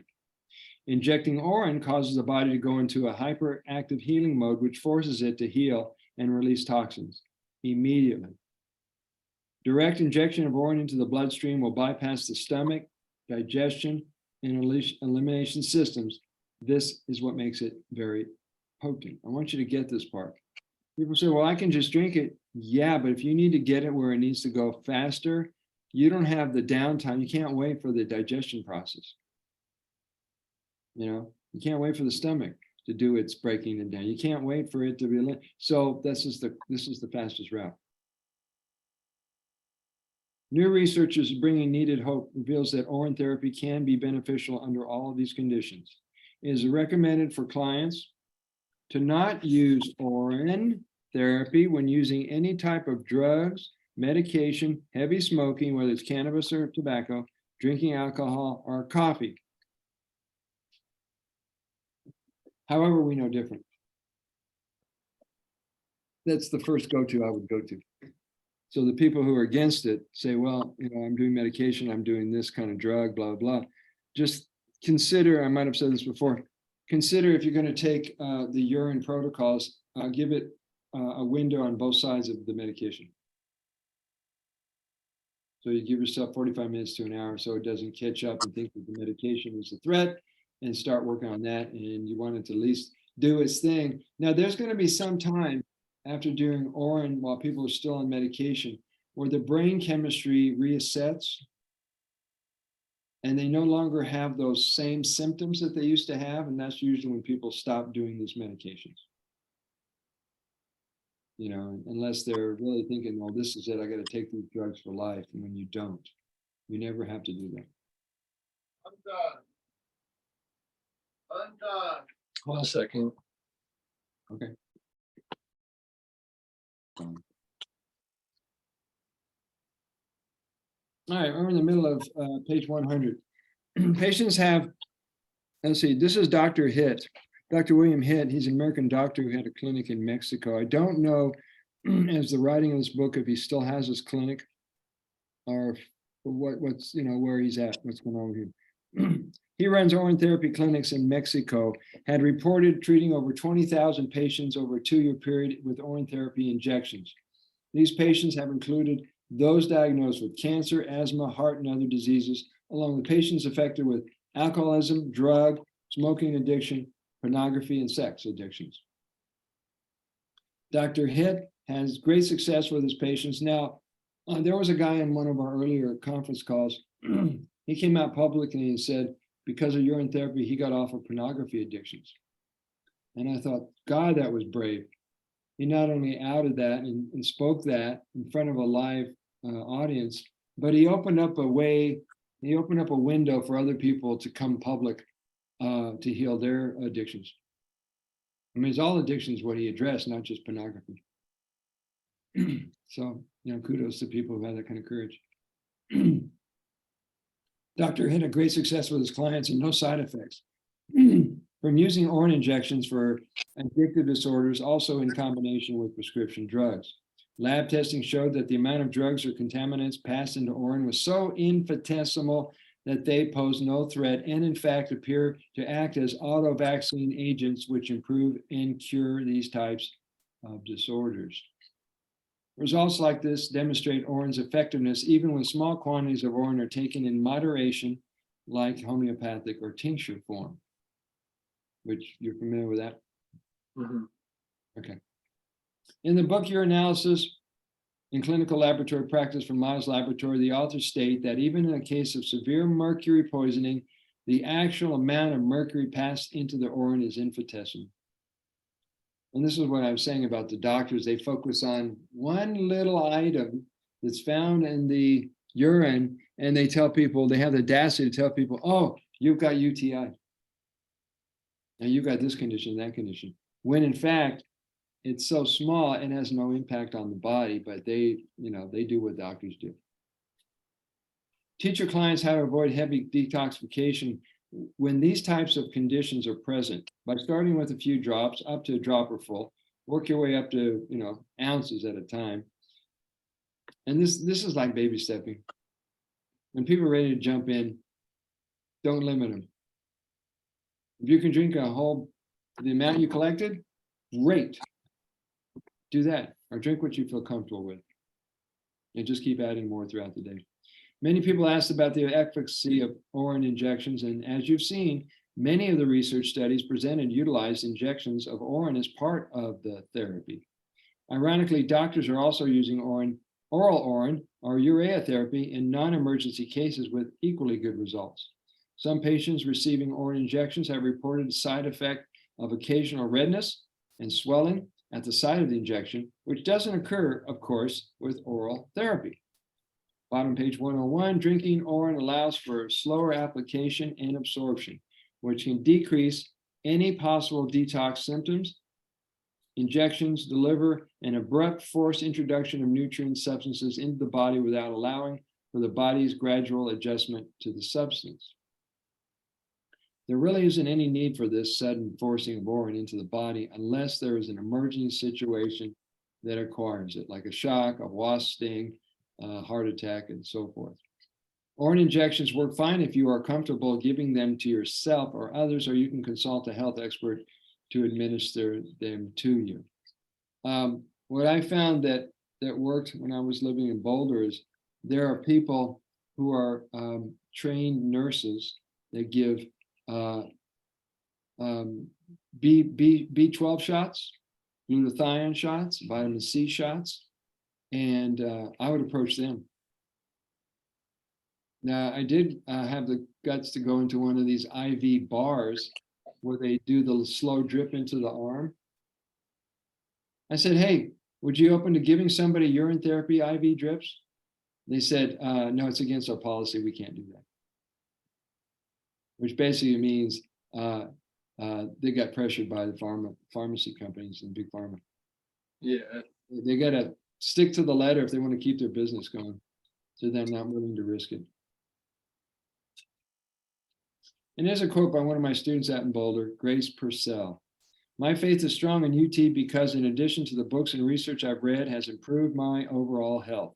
I was able to get off all prescription medication.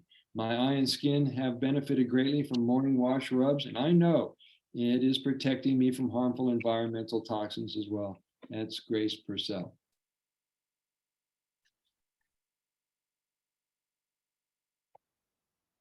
Magic. Magic, magic, magic. This is George Johnson. George Johnson, bless his heart. A few years back, he had to have both his legs amputated. Oh, man. And I don't know how he got to that point. It must have been some other factors, but he was the guy who decided to publicly write Shivambu messages at Yellowstone Park, at the entranceway to the park. He would get on the pavement and write, Shivambu saves, Shivambu lives, long live Shivambu. He went to the extent of having Shivambu personalized license plates on his car. And he was marketing for a while Shivambu tie-dye shirts. So he's a strong advocate despite what happened to his legs. I think he's got prosthesis by now, and he might be, learning how to walk, and maybe he'll prove the medical profession wrong and he'll grow his legs back. Yeah, that's awesome. Wouldn't that be cool? They wouldn't know how to interpret that, the medical people. So this is a story of George Johnson. This is what he has to say, and then we're going to take a break after that. This is a simple and fun protocol for healing the eyes. And because of him, I started using goggles and teaching it and writing about it. Much thanks to George for inventing this method. Fill up your goggles with fresh Urine. Using fresh Urine for eye washes is more comfortable, soothing, and less astringent on the eyes than evolved Urine. After filling the goggles with ghee, press them against the eyes, feeling for the suction to feel right, while adjusting them until you get just the right fit. Now, while you got over your eyes, that's when you can do the blinking. You got your goggles on, you might be able to keep your eyes open the whole time, which might even stimulate memories of being in mama. So, play with this one. Wear your water-filled goggles for approximately 10 to 15 minutes, give or take a few minutes. Blink occasionally. Remove the goggles and rub any dripping Urine on the face. Your eyes will feel fresh, new, and clear again. Rinsing eyes with water is optional. That's George Johnson. He does go by 3 other names on the internet. I guess he wanted to be anonymous. He's got like 3 Facebook profiles with 3 different names. So you don't never know if it's him or not. Pretty clever guy. All right, any questions? We're about to take a break. No questions. The use of a tongue cleaner that you can get from your dentist or pharmacy. Tongue cleaning is the activity of dragging a tongue cleaner dipped in Urine across the tongue. This protocol supports oral hygiene as it cleans off the coating that has been growing for who knows how long on the tongue. The tongue collects microorganisms and oral debris consisting of food, saliva, and dead skin cells. The tongue surface can store tooth and gum pathogens. Tongue cleaning with Urine restores oral health, which directly restores blood and cellular health. This protocol removes the layer of contaminants that coats the tongue. Repeat when coating returns or mouth feels nasty and you have bad breath. A living foods and fruitarian diet eliminates most of the oral health concerns. Have you checked your tongue recently? Yeah, I do scraping every day. Okay. So you're already comfortable with it. You're familiar with it. I read Arnold Ehret's mucus diet healing system, so I know all about that. Okay. So you know who Professor Spiro is? I'm not sure. He basically revised and brought back to life Arnold Ehret's writings from the 1900s, 1920s. And evidently it went out of copyright. So he reclaimed it and he brought it back, gave all the credit to Professor Ehret. And he's created this huge following and organization on social media on the mucusless diet. Yeah, I think I read the revised edition, so it's probably from him. Yeah, he's his black brother with dreads, and he's a musician, and he's done really well with that. Nice. So go ahead, please continue. Dip the tongue cleaner in fresh Urine. Scrape the tongue with a pulling downward motion toward the tip of the tongue several times until you feel complete, or until the tongue looks pink and clean. Rinse mouth with fresh Urine and or water. Spitting it out is optional. Navel or belly button soak. Perhaps you may have thought, why would we put Urine? Same idea applies to essential oils in and or on the belly button. Our navel nabi is an amazing gift that our Creator has given us. According to science, the first part that takes form after conception is the navel. After it is created, it joins to the mother's placenta through the umbilical cord. Our navel is surely an amazing thing. All our veins are connected to our navel, which makes it a focal point of our body. The belly button is life itself. The Pakoti, the bit that is left over after the umbilicus has been cut at birth, is behind the navel, which has more than 72,000 veins. The total amount of blood vessels we have in our body is equal to double the circumference of the earth. Woo! It's Impressive. crazy. Yeah. Well, it seems that in Ayurveda, the belly button is used as a portal to deliver nutrients or medicines into the body. Now we know that all humans have a belly button unless you were born with an umbilical cord hernia and had to have it surgically repaired, leaving you without the navel. But not every mammal has belly buttons. Kangaroos and platypus are without a belly button, but dolphins are not. Belly buttons accumulate a lot of bugs. Some 2,400 different species have been found lurking in the navel. And everyone's belly button bugs are a different composition. Navel lint is a gross mix of fibers, hair, and dead skin cells. You may be wondering, how is the belly button so powerful? It's all about location, location, location. The belly button is near the center of your abdomen and around your center of gravity, third chakra, center, or core. It sits over your intestines and major lymph nodes and blood vessels. It's near your vagus nerve, which is responsible for the rest and digestion functions of the body. Unlike the rest of the abdomen, there is little to no muscle behind the navel, which makes it the perfect access point to your belly. The rest of the body connects to the belly button by fascial trains that cross right near it. It's also the entry point for the major energy center in your lower abdomen. Navels are very important reflexology points that stimulate the whole body. So how can you harness the powers of your belly button? We have known that to lower the temperature for the babies, we put a cotton swab with alcohol in the navel. Now we know with Urine, it's healthier, safer, and better. Yeah, I don't know about putting alcohol in your baby's belly button.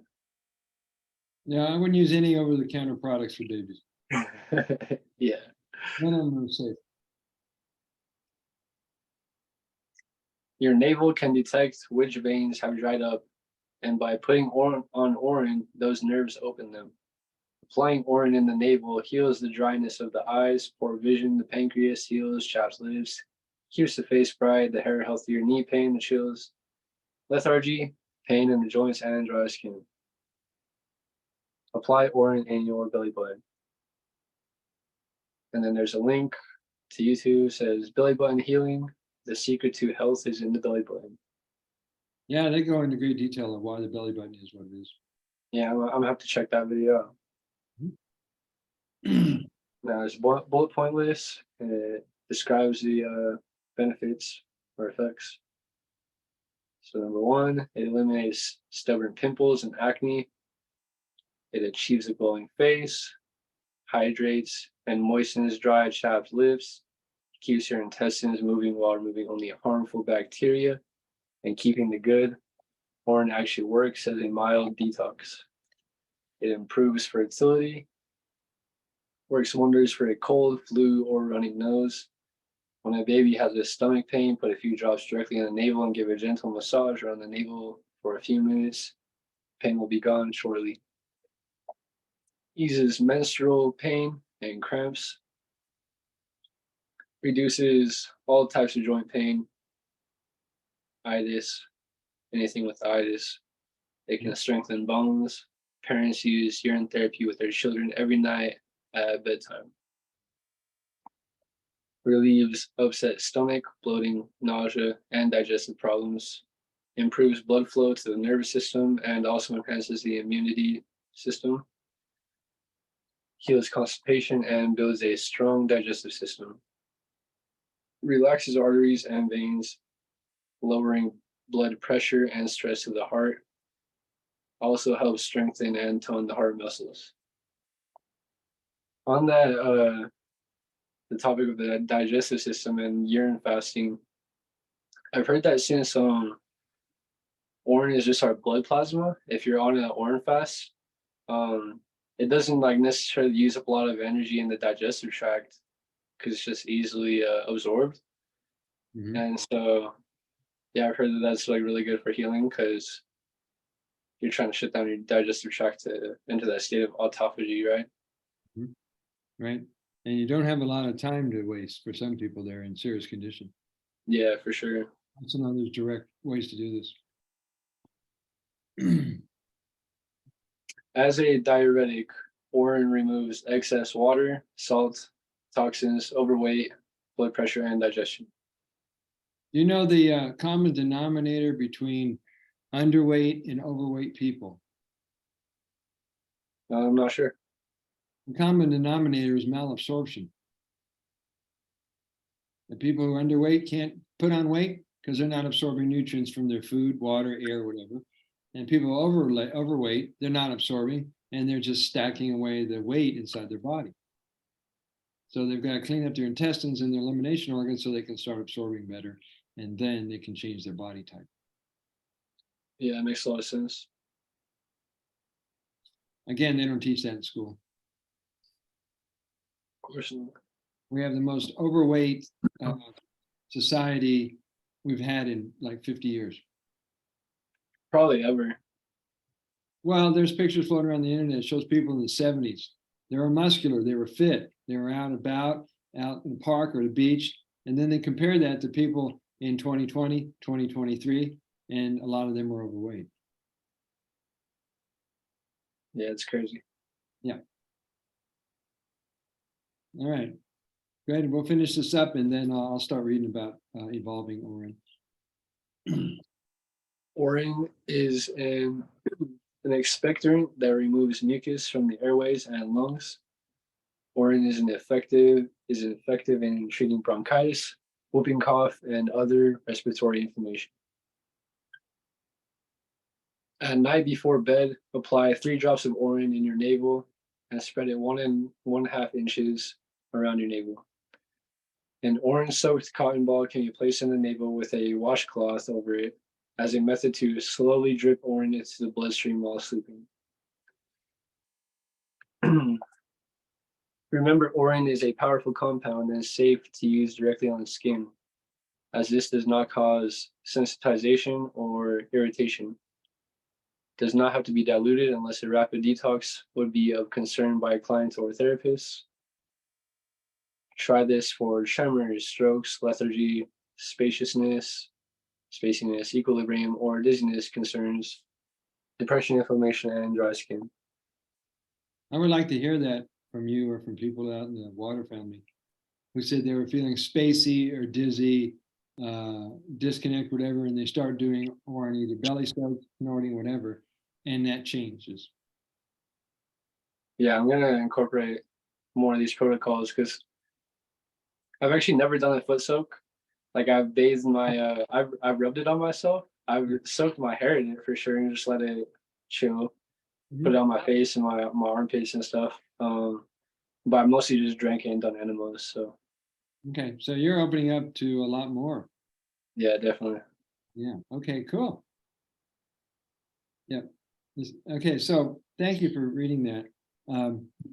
We're going to go into the evolving.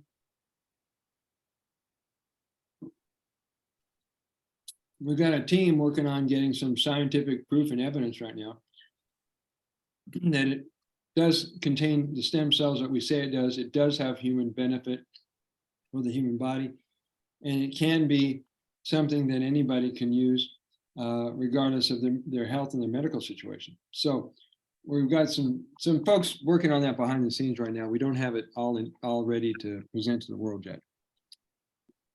Yeah, I'm super excited to see those results though. Yeah, a lot of people are. So once we get that out and about, we'll drop that on the different social media platforms and you guys can run with it. Yeah, that'll change the world for sure. Oh yeah. So we're going into evolving Urine on page 111. Let me see how long this is.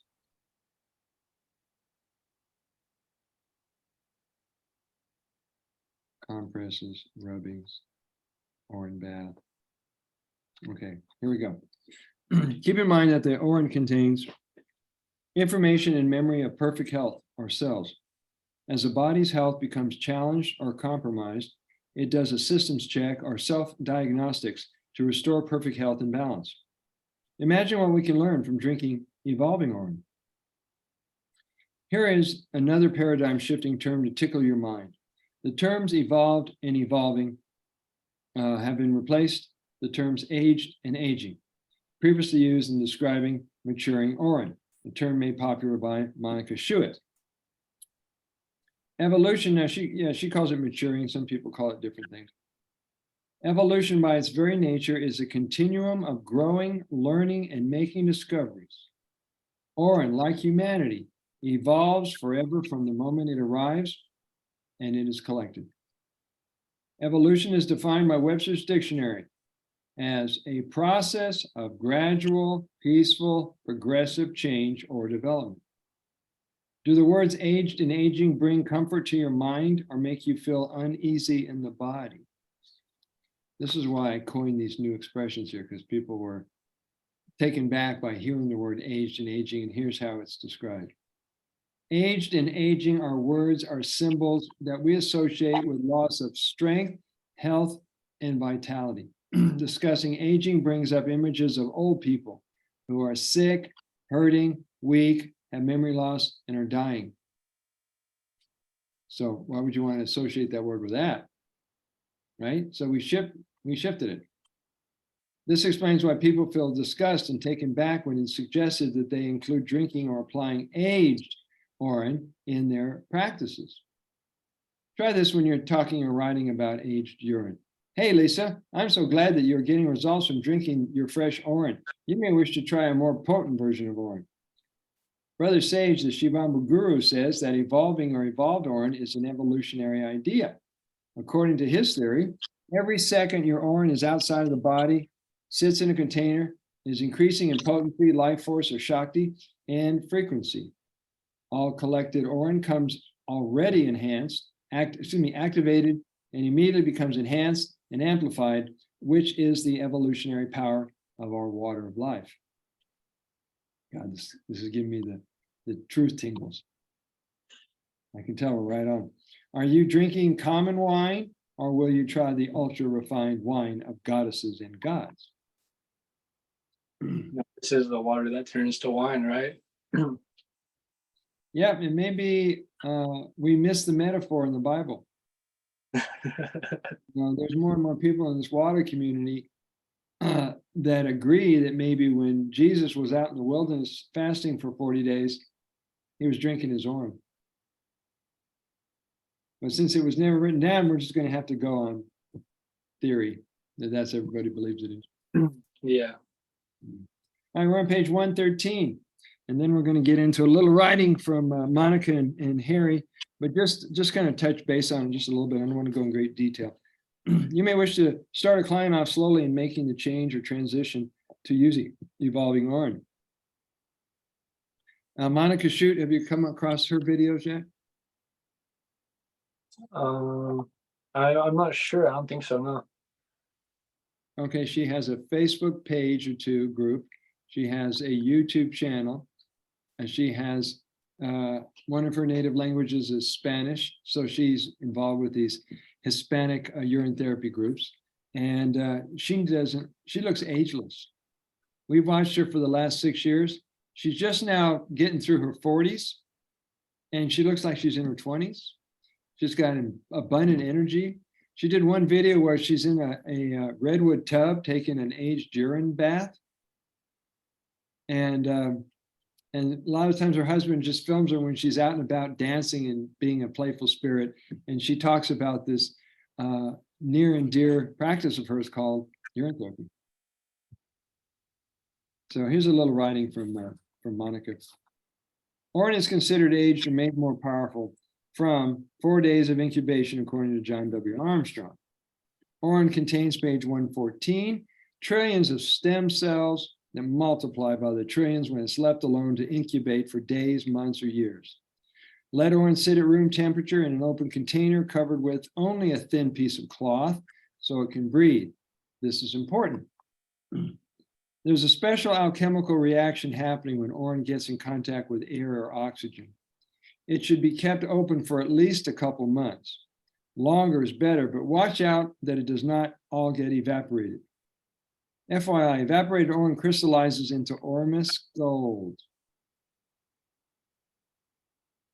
Way cool, way cool.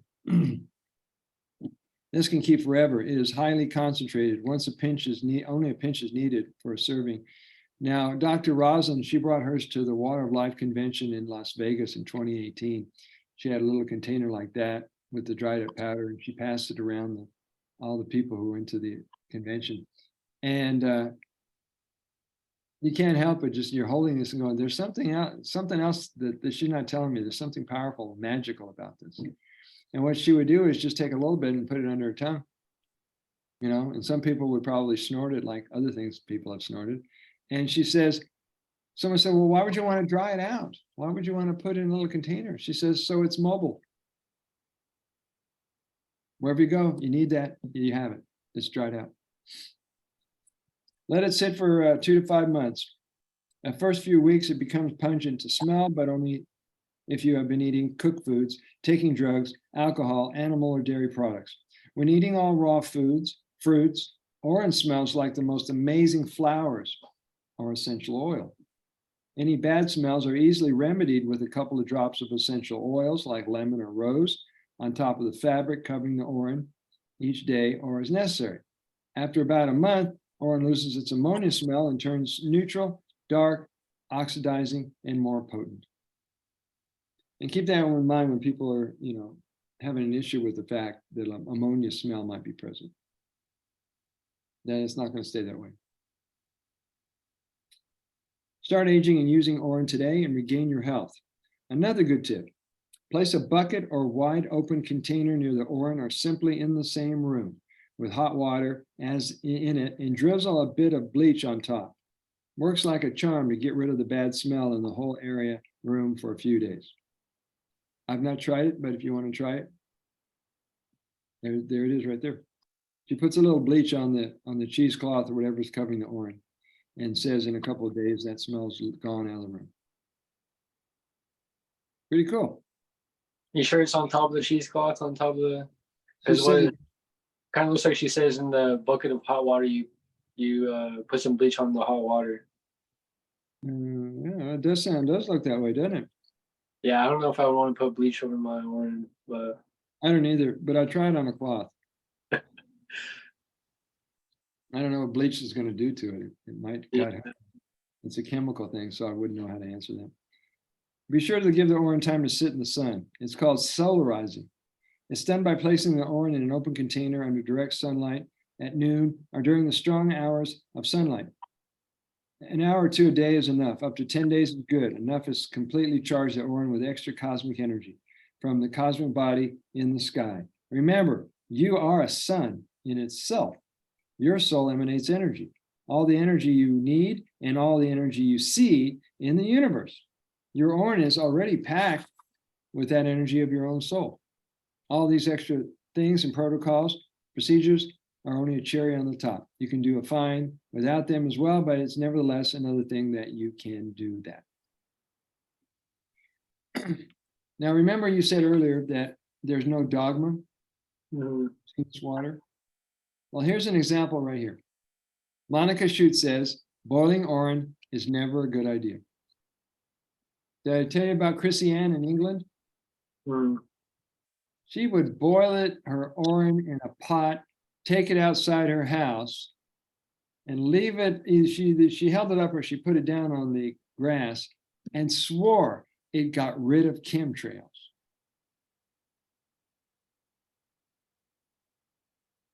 I've not tried it because I'm not into boiling my orin. And then there's another brother. He came to our retreat in Portland, and he boiled it on the stove and had people walk around and put their face in it like they were humidifying their eyes and their nose. So, there's exceptions to everything. Yeah, I feel it. And you have to weigh in on it, because I typically wouldn't think about boiling the water.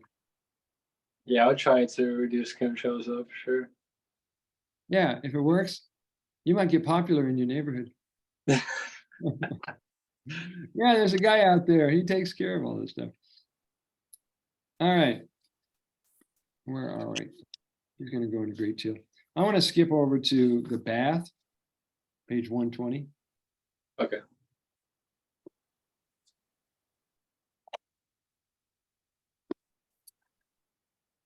Urine bath, page 120. Yeah, Collect a gallon or more of urine and prepare a bath with as hot of water as you can relax into comfortably. Now, some people think that if you do an urine bath, you need to collect like 8 or 10 gallons to fill up the tub. To really, that's the reason why I haven't done it yet, because I feel like I need a lot. yeah, well, you better keep collecting. Or get some of your friends and your housemates to share. Anyway, so if you're going to add some city water, distilled water, and you want to heat it up because the urine has been sitting out or it's cold, whatever, and you don't want to give the shock to it, then you can do that. And that way you don't have to wait till you have 8 to 10 gallons. That's totally up to you. I mean, I don't mind. I do cold showers, so I wouldn't mind cold pee. Okay. Yeah, when I'm doing the foot soaks, this is day 5. I've got it in the shower on the floor in the collapsible bucket. Oh yeah, this is a little shock, but it goes away real fast. It's no big deal. All right, here's a simple way to knock out several protocols at once. Do this while filling up the bathtub. Be sure to bring some collected urine in a container or collect some on the spot. Stand in the bath water as the tub is filling up. This is not so much about the urine bath, but about how to knock out all these protocols real fast. Take the container of the water and start drinking, gargling, swishing, pulling, and swallowing. While you're doing that, pour some over on either side of your eyes, into the ear, do some urine nose drinking or sniffing, and then thoroughly massage or rub urine into your hair and scalp, along with a body rub and massage all over the body. Are you doing that? When I'm in the shower, I'll rub it on myself for sure. Yeah, there's shower guys and there are bath guys. I'm a bath guy. So shower guys would do the same thing. While the shower's going on, you got your water and you're just like knocking out all these protocols. Belly button, back, wherever you can reach. Way cool, way cool. Thoroughly massage or rub it into your hair and the scalp. Give yourself a good body rub. Be sure, I already read that. Be sure to apply urine to your navel and any skin conditions or wounds that could use healing. Then soak and meditate in bath water with any leftover urine, either poured over the head and shoulders or any method you can imagine. You can rinse off after taking a bath or leave it on, let it dry. That familiar peat smell evaporates. And I'm meeting more and more people who don't want to have any city water touch their body or go down their throat. So they'll take some into the shower or go out backyard, which I can do here because there's a lovely little outdoor bathtub with a shower curtain. So I can go there, sit on the bench, get naked, and do all my protocols out in the sun and let it dry. Yeah, I have a super expensive water filter, so I don't gotta worry about that. Okay. So there's a lot of ways that you can approach this. You can rinse off taking a bath, or you can just let it dry.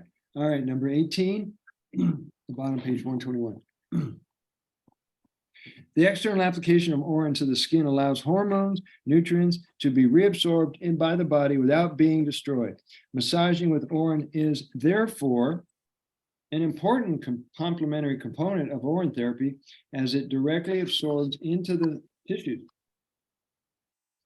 Urine is ideal for health since it detoxes the body, strengthens the immune systems, calms the nervous system, reduces weight by aiding digestion elimination, cleanses the urinary tract, reduces headaches if you drink 1 to 8 ounces a cup or more in the morning, and on the onset of a headache and healing other conditions that you will know soon. Did you ever have migraines or headaches? Yeah, I've had them. Do you ever Like, get them? yeah, when I first started detoxing a lot, it would happen, but they subsided as I kept on with the practice. So it doesn't happen so much. Not like once in a blue moon now, you know. Okay. What always works for me is the onset of that migraine headache. You're going to do an enema. You're going to snort it up the nose. You're going to rub it on your temples, your head, whatever. And you can clear that out a lot faster because the toxins don't have a chance when the orin gets in the body. Mm-hmm. And that's the cause of the migraines is the reabsorption or reintroduction of toxins in the bloodstream as they drives it up to the brain. Not fun at all. Urine is best as a drink, but there are dozens of useful ways to use it in your daily life. It is also one of the most effective natural remedies for health and skin-related problems. The liver is the organ responsible for the health of the lack of health of the skin and the eyes. That needs to be included in the eyes. Combining drinking pee with topical application restores both liver and skin health.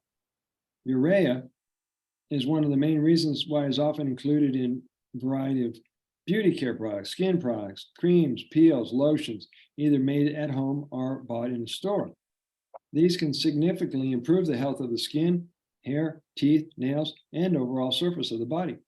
Applying fresh oil on the skin before bedtime makes the face look healthier and younger. You can use a cotton ball, you can use a washcloth, you can use those cotton pads that look like a little disc, about 1/4 inch thick. Yeah, I know what you're talking about. Okay. Washcloth, apply WEE to your face. And in the morning, you'll notice incredible results. Soon you'll stop using face cream or unnatural facial products. Pee is a natural product that darkens, restores hair color, makes it thicker, shinier. Every time I put it in my hair gets darker. Yeah, when I do shave, I use it as a pre-shave and an aftershave. And an aftershave, right. And if you notice how old are you? 21. 21. Okay. Has it affected anything with your hair? Yeah, next class I'll shower with pee and then I'll show you my hair after. It's crazy. Like the curls are just fucking, they're wild. They're wild. Okay. So they increase. All right. Massage your orin thoroughly into your hair. This trick will have a greater effect if you apply it to the hair shortly before going out into the intense sunlight. Leave it on as long as possible before washing hair. What I've been doing is just taking a cord out to the beach and doing what I want to do out in the sun on the beach and laying out on a beach chair or on a blanket. And oh my goodness, I'm getting great tan. And nobody knows what you're doing. I have no clue. Mm-hmm. Unless they're standing right next to you going, are you putting pee on you? What are you doing? Of course I am. Doesn't everybody? To do this, okay, I already read that. UT is a wonderful remedy for facial skin problems such as blackheads, pimples, dark spots, pigment spots, dried cracked skin, acne, capillary birth. Dabbing it with a soaked cotton ball, washcloth, or hand heals skin problems. Simply applying a little bit of your urine is enough. Applying directly to the affected areas and leaving it on for 10 minutes or longer.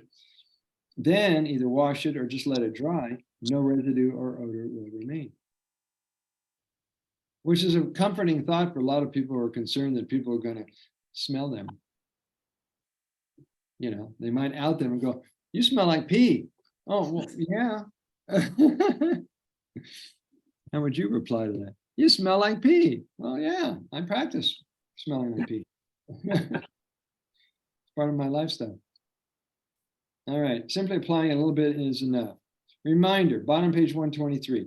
Reminder, urine on the face or any skin surface will deliver its vital nutrients from the tissues to the bloodstream.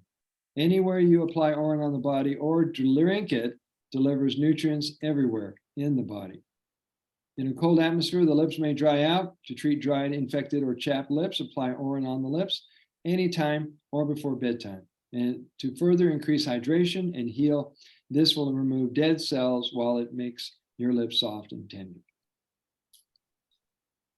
AUT eliminates blackheads, pimples. Teenagers will love it.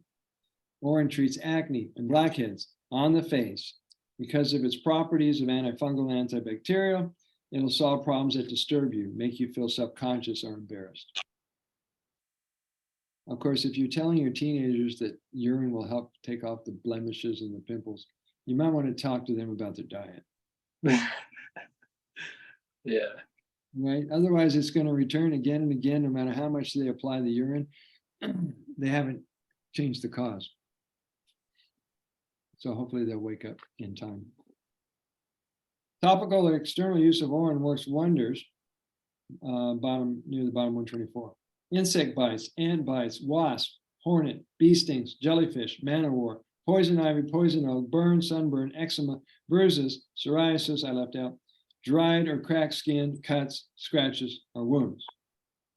Use your imagination, intuition when applying Urine topically to treat any and all skin conditions. Been in the sun too long? Don't worry. It removes sunburn pain in about 10 minutes. And leaves you with a higher alkaline and also a great tan afterwards. The values of the concentration of hydrogen ion of the skin and body. Apply Urine to any skin surfaces exposed to the sun after sunbathing. Within minutes, the sting will be unnoticeable and a beautiful tan will be reward for treating sunburn with your water. That's what I do every time I go to these places where we have hot springs and clothing optional. And did I tell you that story? Their friends are putting on their sunscreen and I'm smiling, and hours later they're still complaining because it hurts, and I'm laughing because I've got a tan and the sting was gone a long time ago. So hopefully they'll catch on. Or maybe they'll start asking you, Hunter, what's your secret? Yeah, I'll tell them. I'll tell them, yeah. I do pee therapy. I put the holy water on my body. Yeah, actually, I was at the store and this girl was asking how my skin was so clear. And then I just had to tell her, I was like, I use my pee. And then she kind of thought it was bizarre, but then I guess her mom is she's into like a lot of Chinese medicine. Mhm. And so she asked her mom about it, and then her mom confirmed. She's like, yeah, your urine's actually really good for you. Right on. You stay in touch with them? Yeah, we've been talking a little bit. Nice. See, there's hope for our planet. There's hope. All right. I'm going to read to page 130 and then pass it back to you. All right, sounds good. Urine compresses and body rubs. Urine compresses and body wraps are effective in treating diseased body parts and internal organs, skin conditions, and wounds. These work miracles quickly when treating a third-degree burn. You may have to leave a compress on and keep it moist for 3 days to give the body a chance to grow a new layer of skin. The open or swollen skin over the blister should be left alone. Do not puncture it, since this protects the area, serving as a temporary band-aid for the new layer of skin growing under the blister. Page 126. Refill the compress when it becomes dry, replace it, and reapply. Number 20, fresh Urine rubbings. One method is to soak cotton balls or washcloth in Urine and rub or dab on affected areas. When treating an area that has been affected, get a soft latex disposable glove for the hands, soft plastic type of shoe covers used by surgeons for the feet, plastic bags, shower cap for brain and scalp, plastic wrap or large leaf of a tree to cover the burned or affected area. This is done to keep oxygen away from the skin. Do you remember herbal body wraps? Mm-hmm. They used to wrap people, they would put herbal, whatever they were using, all over the body, and they would wrap them in either wool or plastic for some reason, because they wanted to keep the nutrients in there. They also want to have the person start to perspire. So now we're doing it, but we're doing it with Urine. And this is great for treating the whole body simultaneously all at once. Now, 21, I'm going to skip. It's homeopathic and tinctures. Basically, you know, homeopathy is. I don't normally recommend this to people because I want them to get full strength. But some people, they feel like, okay, fine, they like the homeopathic approach, so I put a chapter in there. So people can read that when you get a chance, or anybody else who's watching this as it plays back, that's what the homeopathic version is all about. Bottom page 128. Compress for hair, feet, and hands. Fill silicone disposable gloves, shower cap, plastic leg cast protector, or plastic bag with fresh or evolving Urine. Leave it on the area for an hour. According to severity of burn, rash, bite, cut, sting, do not apply creams or any other products on the skin. If Urine first aid is not available, forget the Urine, immediately cover the burn area, and the most important thing to do. Refill your Urine compress when it dries up. For a 3rd degree burn, you may have to leave it on for 3 days to give the body a chance to grow a new layer of skin. Enjoy watching these unique protocols for healing conditions of the brain, hands, and feet. And there's the link to that. Throughout history, sages have been well aware of the hormonal effects of Urine. They state that if a person is unable to urinate the Urine from someone of the same sex, is acceptable, but not from someone of the other sex.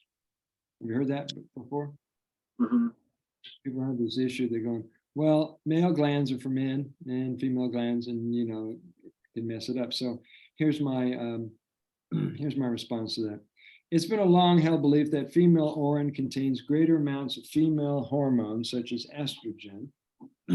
And if digested or ingested over long periods of time by a man, this may have a feminizing effect, which isn't true.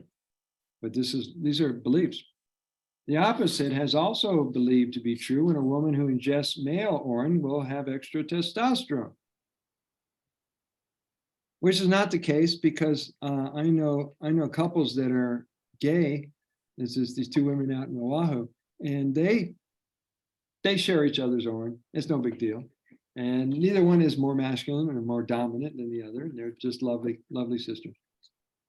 So I don't know. If you mix a man and a woman, it doesn't have that effect. So that's why I had to put that in. Despite the theory or superstition, many report that when Urine therapy is needed to restore health, Urine from either gender will do just fine. It's known as a universal panacea for a reason. Patients who are unable to keep down fluids or urinate obtain Urine from another person other than the patient to give it to the person who is sick. The preferred donor would be a vegan, non-smoker who does not take drugs or drink alcohol. That would be the optimum donor. If you can't get it, it's not a deal breaker.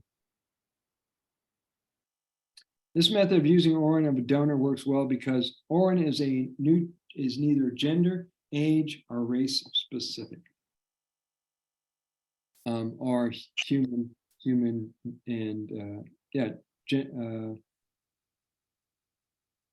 what do we call it? Specific either. It's not specific to whether you use human or animal. So you can use different species as well. Some UT therapists like Doc Mike Whittor, with over 22 years of UT experience, I bumped it up 2 years, he may be up to 23, proved this point to his seriously ill clients by drinking their Urine, both genders, even from those diagnosed with cancer, diabetes, or a virus. They are all getting great results. We did this at the retreats. Those that were open to it, we drink each other's Urine just to see what that felt like, see how our mind handled it. Doc Mike came up with this unique way of sharing it globally.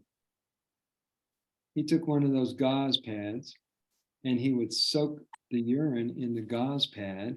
And when it dried up, he would put it in a little teeny pouch or package, stick it in an envelope, and mail it out to people across the world with instructions.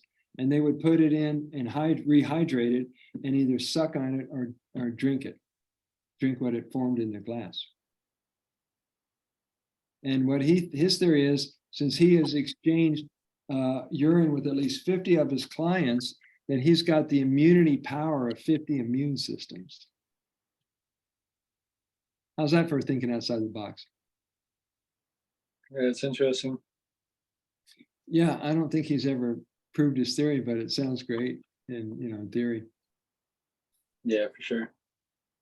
So rub or massage the whole body with the affected area with Orin. Leave it on leave it on or rinse it off with cool water after 15 minutes, but do avoid the use of soap. Note for topical use, applying Orin that's at least 8 days old is better than 2-day old. Save it in a glass jar with a good cover in a cool and dark place. Obtain Orin immediately after intercourse and apply it to the genitals and related area. Girls should apply a douche with fresh Orin. Leave the Orin on the skin for at least 10 minutes. Breathe in vapors of Orin, either from the palm of a hand, a mister, a spray top bottle, or a nebulizer, 2 to 3 times a day until the healing crisis occurs. Change or complement your diet with raw foods. A more simpler and for some challenging way of eating is fruitarian lifestyle. And if you live in the right setting, if you live in the tropics, if you live on the coastline, or if you live in Hawaii, it's a lot easier to be a fruitarian. Every neighbor. Huh? I can imagine. Yeah. I walk the neighborhoods once or twice every day. And almost every other neighbor has mangoes, papayas, avocados, lemons, oranges, exotic fruits all over the place. So all you got to get to do is get to know your neighbors. Yeah, that's awesome. They'd rather have neighbors come and get the fruit than have it drop and rot and have bugs and insects and things all around the house. Outside.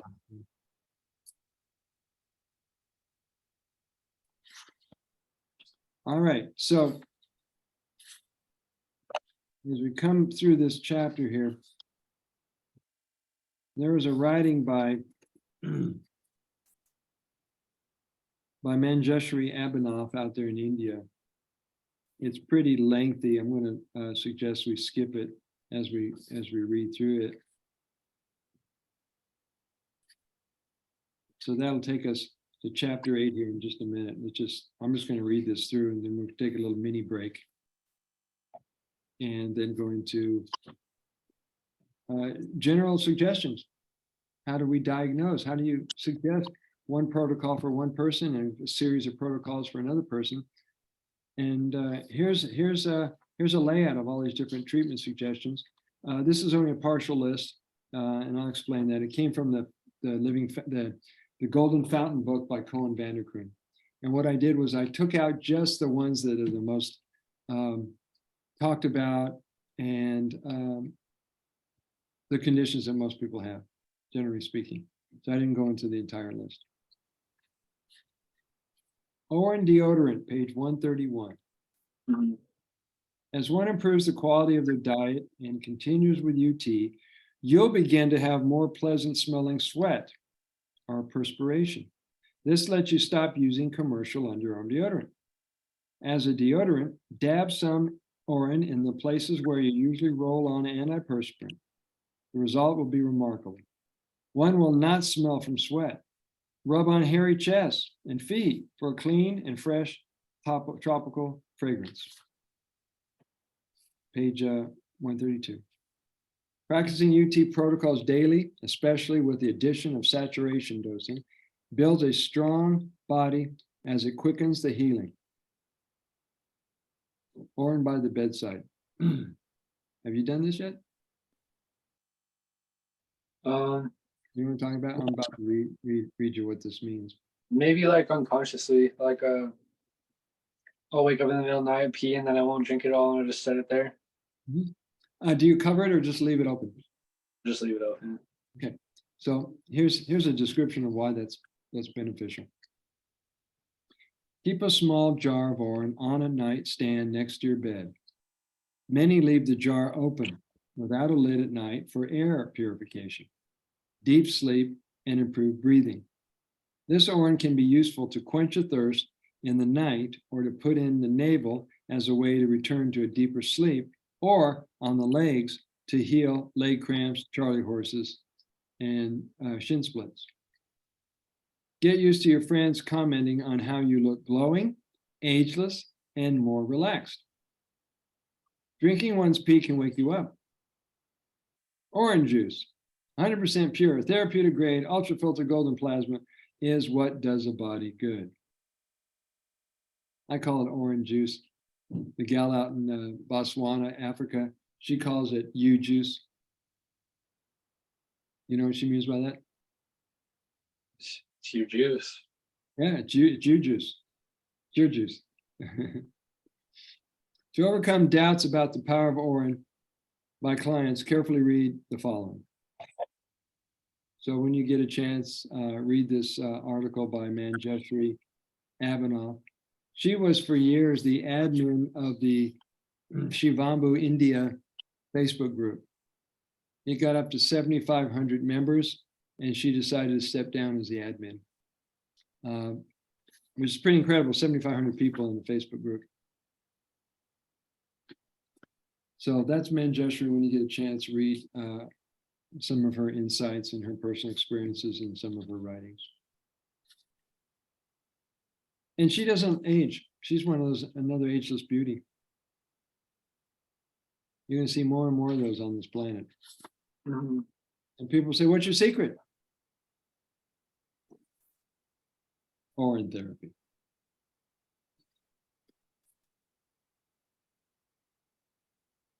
It nourishes the nails.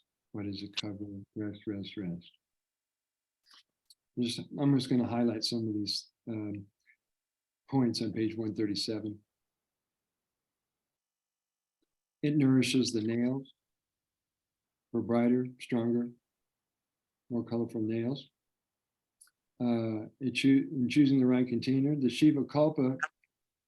Now, Damar Tantra, did I explain what the Damar Tantra is? Isn't it just like an ancient book on urine therapy? Yeah, it was some call it the Holy Scriptures of Urine Therapy. It was a story how Shiva tells his partner Pavarti, drink of herself and you'll live a long life. And he lays out a 9-year program in which over the period of the 9 years, you'll not only heal everything, you'll also achieve immortality. And so the Damar Tantra also recommends the use of certain containers or pots to use in collecting your Orin. And they contain the following: gold, silver, copper, brass, iron, glass, earth, clay, bamboo, bones, leather, or a bowl made out of plantain leaves as the ideal containers. You can also use the cupped hand or coconut shell. You know, you're out in nature, you're out here, Hawaii, you can find abandoned coconuts everywhere. You know, even shells from ones that have been cracked open are consumed.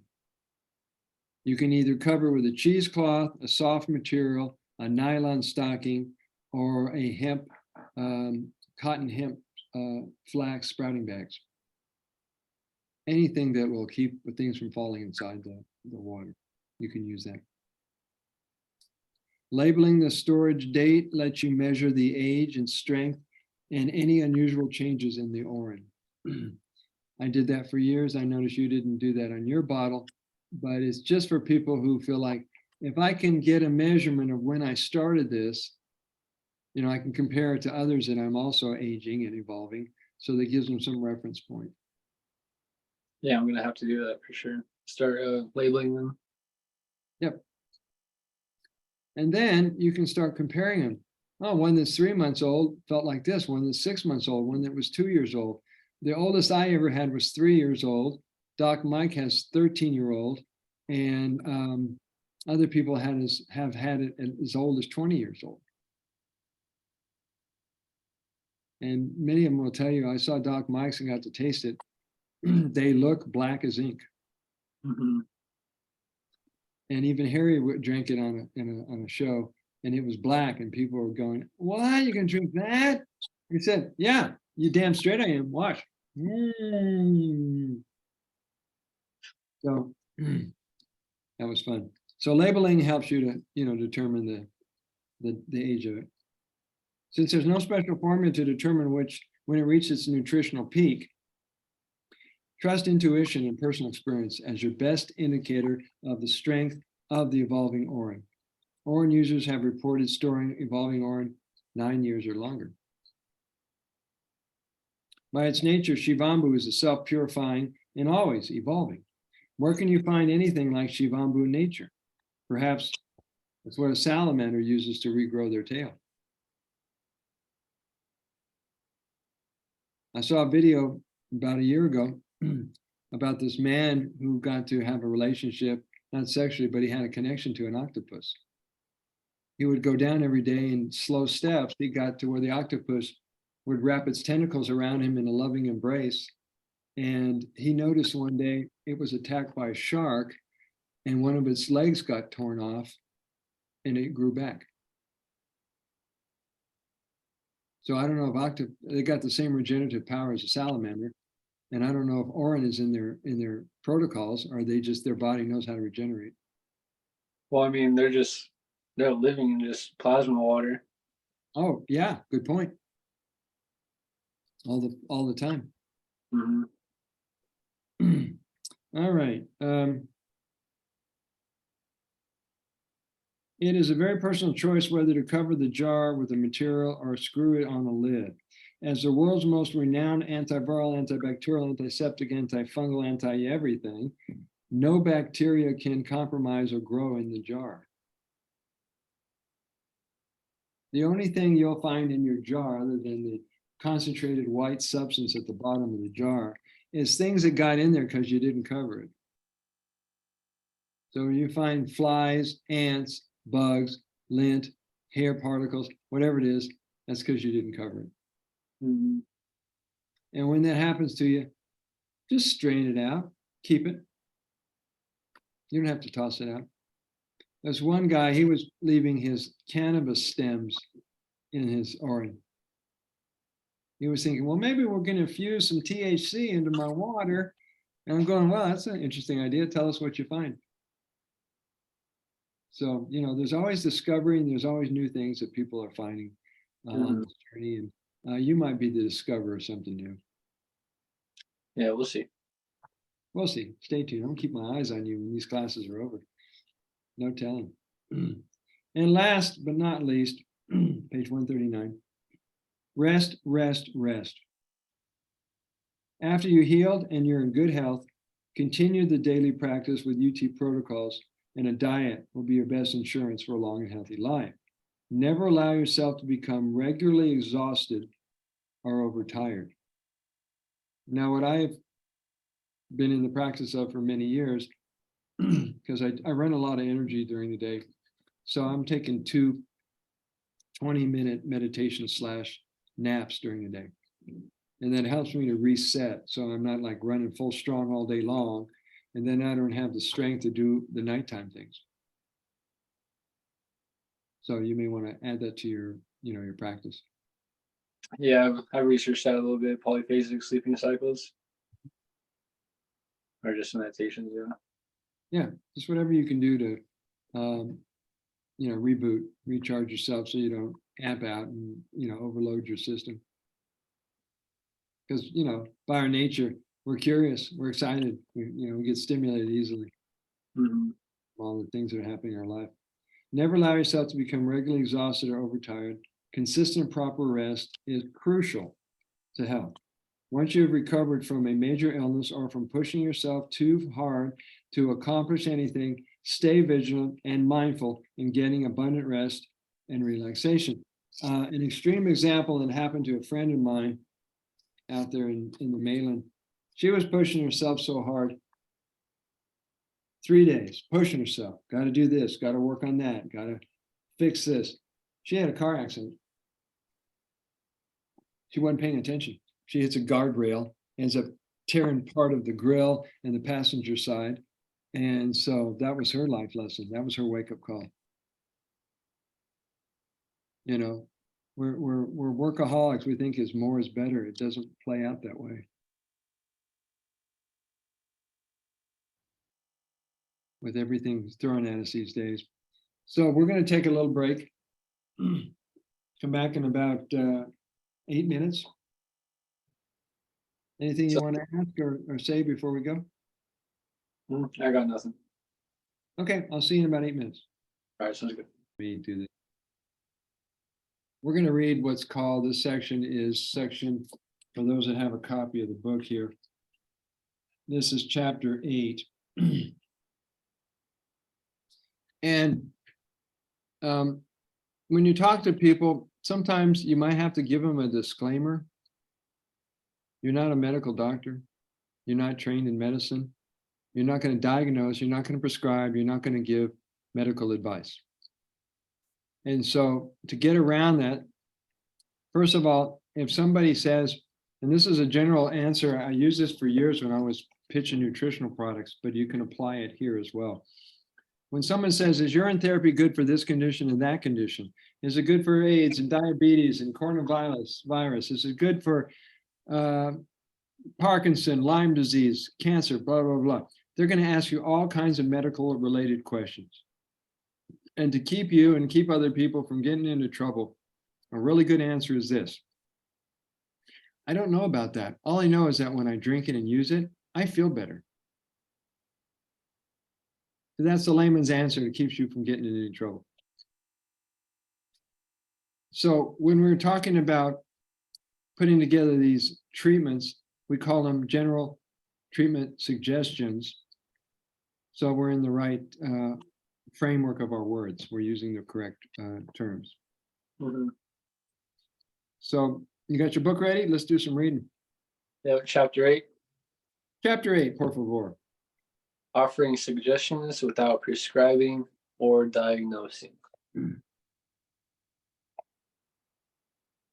You and a client can only succeed when you are of service, when you guide, mentor, and are not a personality, ego, or identity who is seeking praise or has an attachment to the outcome.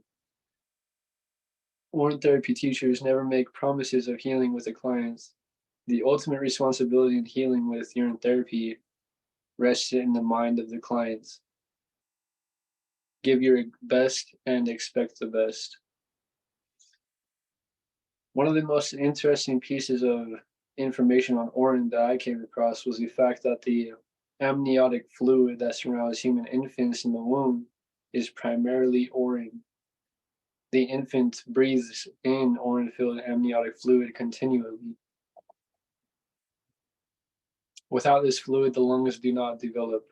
Doctors believe that the softness of a baby's skin and the ability of in utero infants to heal quickly without scarring after pre-birth surgery is due to the therapeutic properties of the urine-filled amniotic fluid. Urine therapy works for some and not everyone. Why? Healing is more complex than just drinking urine. Improving the diet, fasting, cleansing, right thinking or attitude, healthy emotions, and spiritual or self-love practices will boost Shivambu benefits. Understand? You know why I use the word self-love practices instead of the word spiritual practices? Why? We have to think about your audience. If a majority of people in the audience get polarized or get triggered by certain words, particularly if they're in the New Age jargon, like spiritual and spirituality, you might lose some readers, you might lose your audience. So I work on using terms that are more generally broad-based, like self-love. And then people who hear that as, oh yeah, that's sacredness and spiritual practices. They'll get it that way. Yeah, that's fair. So you pay attention, be sensitive to who you're talking to so that they'll hear you and it'll land in the right place. Mm-hmm. Please continue. People who are miserable inside or self-destructive have much more work to do than do grateful, joyous people. Motivated people do really well with urine therapy. A well-trained or intuitively sensitive urine therapist will make inquiries into all areas of the client's life and design a well-rounded program that accelerates, deepens, and brings results. Detailed questioning is more thorough than just advising clients to do urine therapy protocols and wish them well. Taking the time to do follow-ups brings confidence and reassurance to the clients as you are working as a team to change, save, and improve a life. Studying and knowing the basics of the nutritional profile of urine builds one's skill in making inquiries, addressing concerns, and offering urine therapy protocol suggestions. For example, working with clients who are stressed, exhausted, or have low energy, you may wish to remind them that urine contains nutrients such as melatonin, serotonin, magnesium, DHEA, dopamine, L-theanine, phenylalanine, phenylalanine, niacin, tryptophan, oxytocin, and B complex that are well known to support the function of the adrenals, glands, nervous system, and brain. Knowing this about urine, of course, is optional and does not affect the outcome or benefits of auto urine therapy for our clients. It just adds more credibility and respect from clients who value this type of information. If you feel that in addition to their health conditions, they are anxious with concerns about life, your sensitivity and intuition will guide and assist you to help clients more during a session. Shivambu is love. In this manual, there are articles from urine therapy educators, researchers, and teachers on Shivambu self-healing practices. These are written to help you to design perfect treatment suggestions. In the popular Shivambu Hut social media network, you can read urine therapy articles and watch related videos, as well as contribute content that is being enjoyed by the members of the growing water family at the hut. To get a free membership, visit Shivambu Hut entrance portal at https://Shivambu Hut or just shivambu.org/shivambu-hut. I also found out if people Google Shivambu Hut, it takes you there as well. Yeah. Google Shivambu Hut. Google the hut. To avoid making claims and keep yourself from any legal matters, always remember that you are not a licensed medical professional who can diagnose and prescribe medications. Oh, yeah. Study general treatment suggestions. Stay on the safe side and only guide them along their Shivambu journey. Remember that the body heals itself when given the proper nutrients, and those nutrients are absorbed. Mention that their body's innate intelligence custom manufactures the perfect elixir for their specific needs every time. This is most important to know. We're on to chapter 9. General treatment suggestions.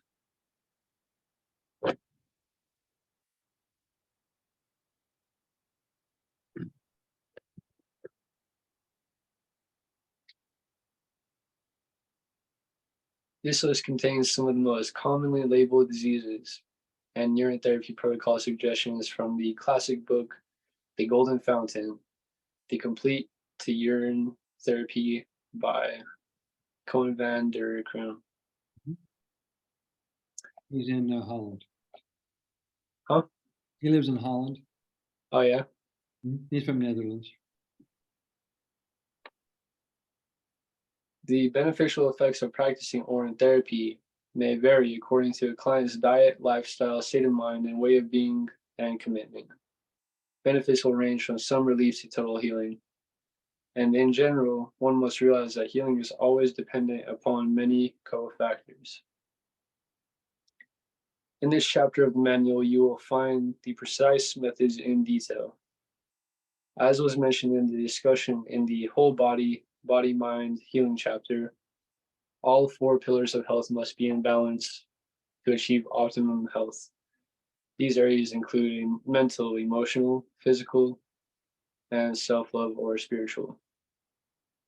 There are no strict guidelines or rules for urine therapy. Starting from a general basic treatment, everyone must find the application of urine therapy which is most appropriate for their needs, and similarly, which other types of treatment should be combined with urine therapy for the best results. Generally, in cases of chronic or serious diseases, it is useful to do an urine fast with distilled water, foot soaks, navel soaks, urine enemas, and have regular urine massages.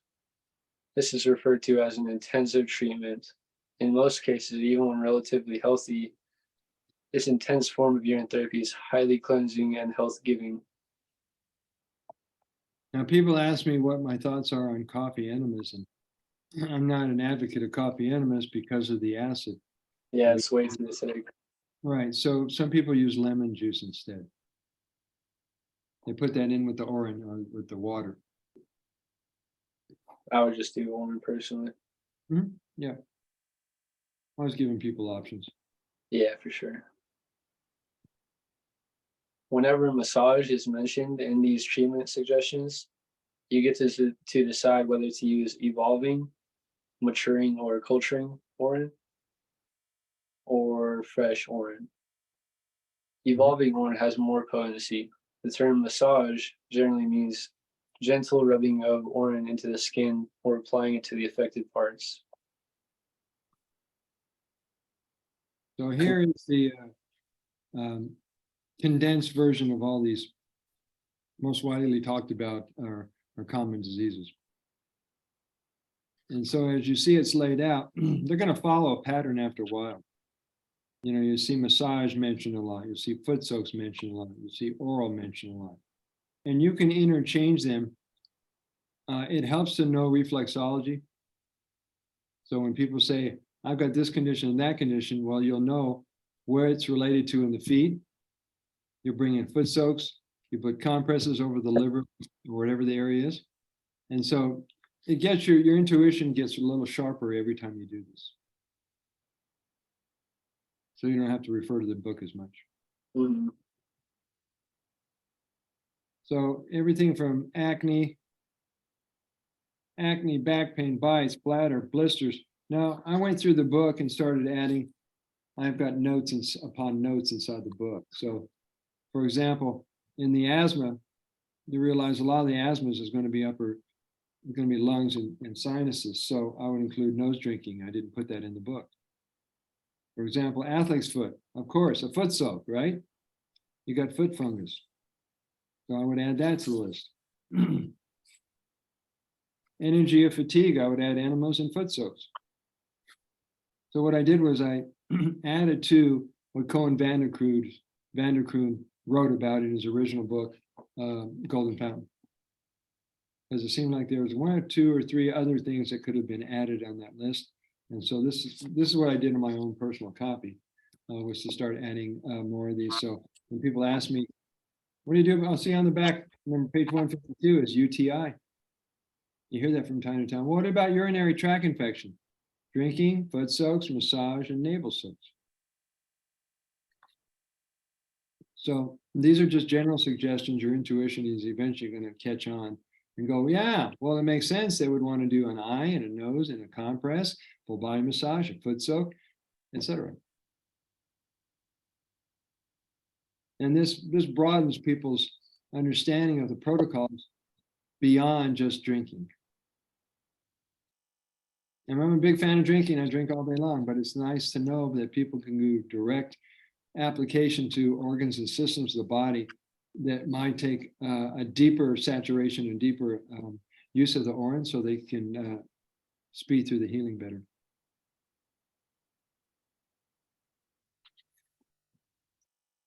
Any questions about how to design these things?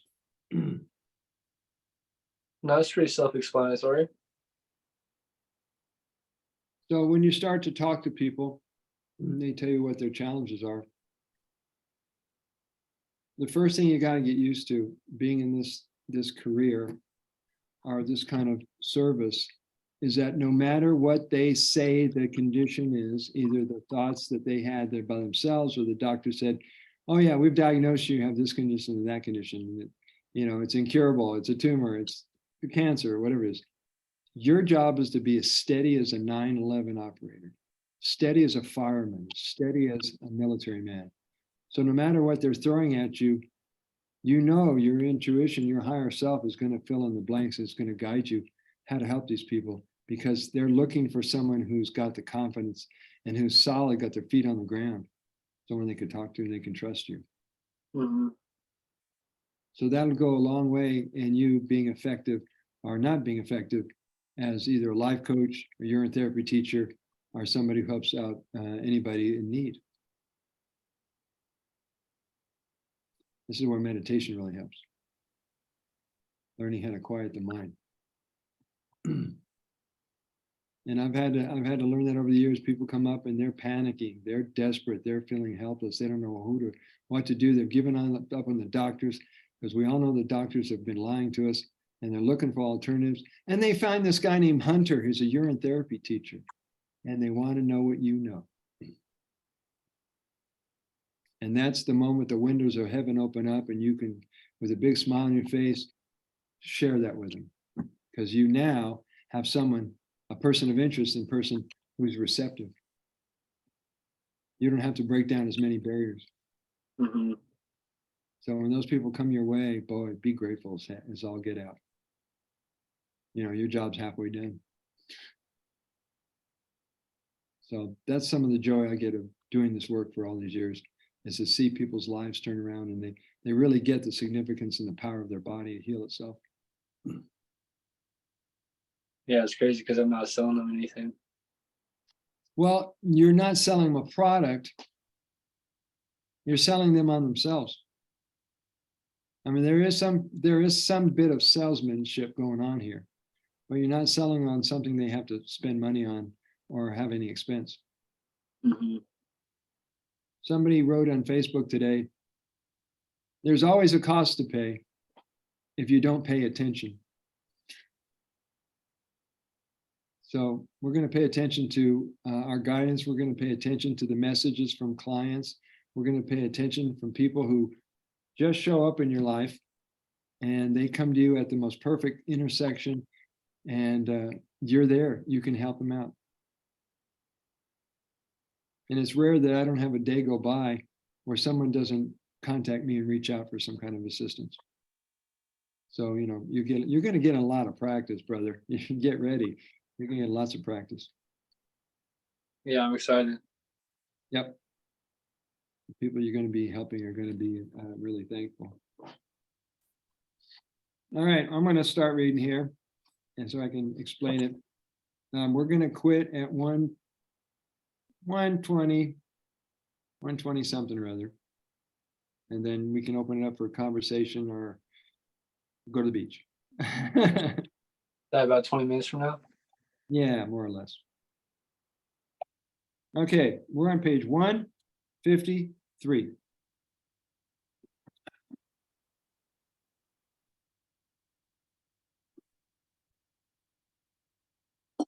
You know about the water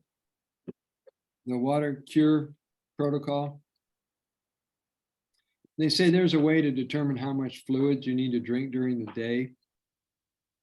And this one guy came up with a measurement of take your body weight divided by 2. And for every ounce of body weight, you drink an ounce of water. So if you weigh 150 pounds, you're going to be drinking about half a gallon. And then there's other people say, Andrew Norton Weber was teaching that if you drink at least a gallon a day, your body's going to perform the best.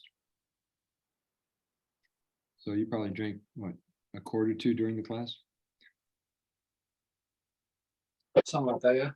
Something like that. You look hydrated. Thank you. Oh, of course. All right, chapter 10, designing protocols and wellness practices for a client to bring them radiant health. Making inquiries or probing into the lives of a client determines the direction of a session.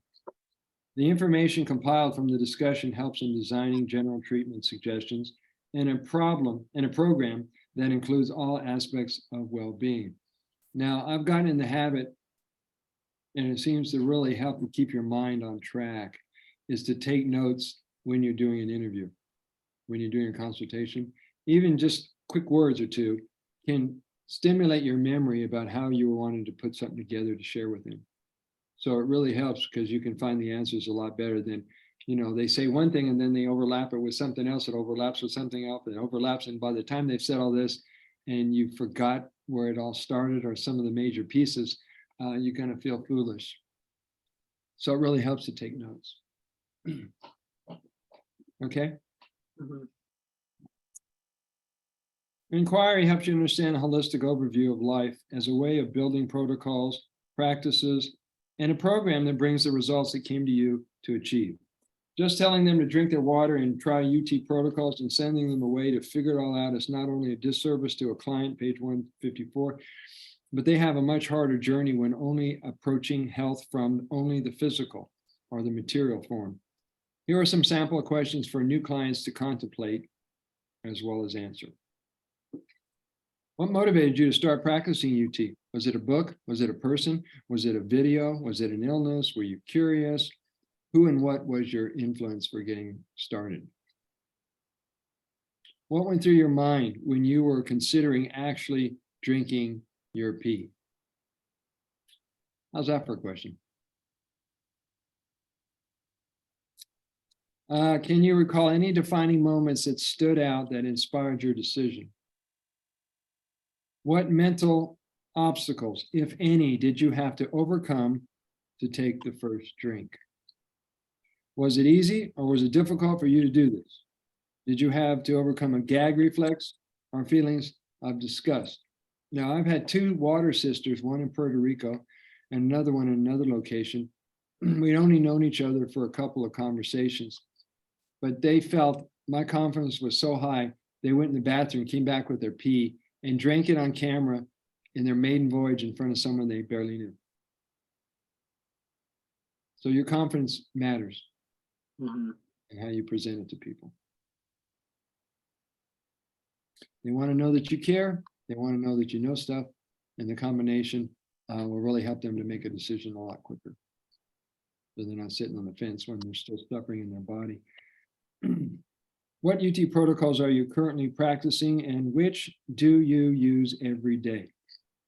Have you tried a variety of the UT protocols? Which are your favorites and why? What did you study or what was your studying? What are you studying to further your UT education? Now, I'm continually studying, I'm continually researching, I'm continually getting testimonials and new evidence and new researches from people out in the water community. So it's an ongoing thing for me. And there's always something new to learn. Whether it's about urine therapy or it's about you as a person. What would you say that you are, would you say that you're passionate and outspoken about urine therapy? Are you serious about telling others about your discovery and personal successes with urine therapy? How has daily UT practices affected your life? Now you notice in my writings, I use the word practice a lot. Because someone who does yoga, they practice yoga. People who do meditation, they practice meditation. What you do every day are your practices.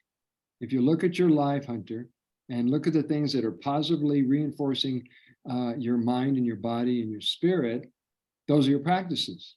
There are people who do things that are self-destructive, bad food choices, dysfunctional relationships, all kinds of stuff. That's their practices. So it's a matter of doing practices mindfully. So you're not affected by the negative practices. So that's why I use the word practice a lot. Can you explain the transition that people go through in order to get the most from practicing UT? Diet, food changes, food choices, lifestyle, mental changes, or beliefs about oneself. What advice would you give to newbies about taking that important first sip? I'll throw the question at you.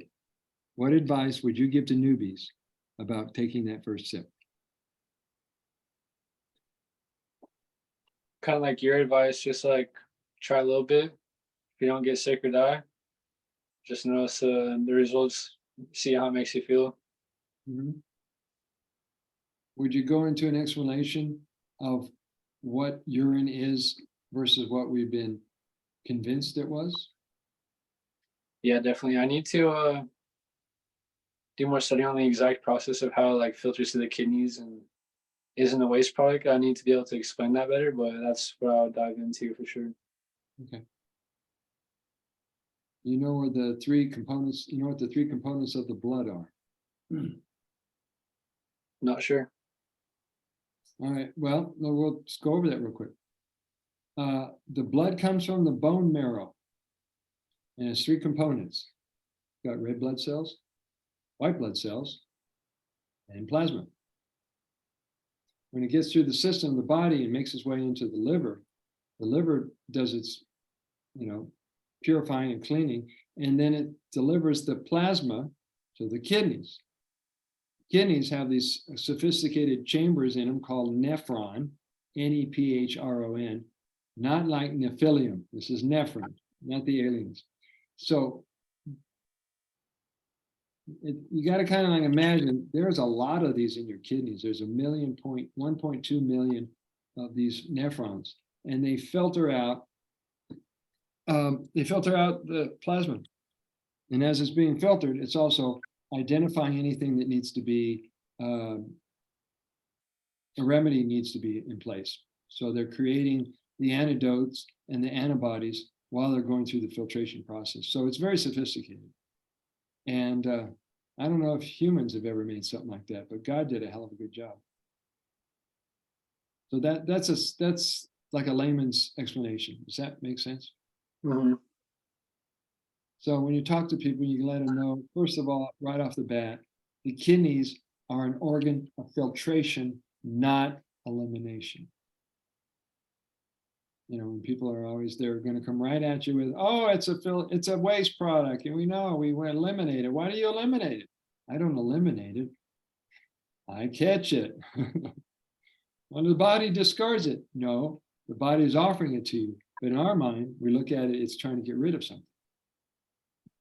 So there's a lot of erroneous ideas that we have to help people to rethink it through. I had a question. Yeah. So like when you hear about blood transfusions and people needing a specific blood type for their blood transfusion, do you think that's similar with Orin, or do you think that doesn't matter? I don't think it matters so much because the Orin is going to be universal in its application.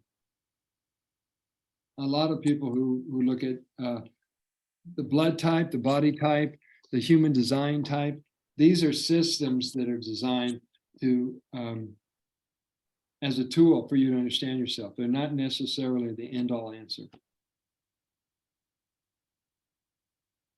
that make sense? Yeah. Because I know a lot of people, they look at these systems like astrology, applied kinesiology, and all these other things that I was talking about. They look at that as that's the definitive answer, and it doesn't seem to work that way. Because what you intuitive, what's right for you is what's right for you. It's not always based on blood type. That answer your question? Yeah. Okay, cool. All right. Let me look at chapter 11, see how far we want to go into this. We got about 10 minutes. I'm just going to start reading, and then when we get to that point, we'll just quit for today. Page 156. Clearing the mind of all negative associations, beliefs, or ideas about UT, urine therapy, including suggestions, theories, and myths taught to you, especially by the medical industry. Learning a client's beliefs about Orin, and if they ever consider drinking their pee, gives you a clearer picture of what direction to take the conversation and initial consultation.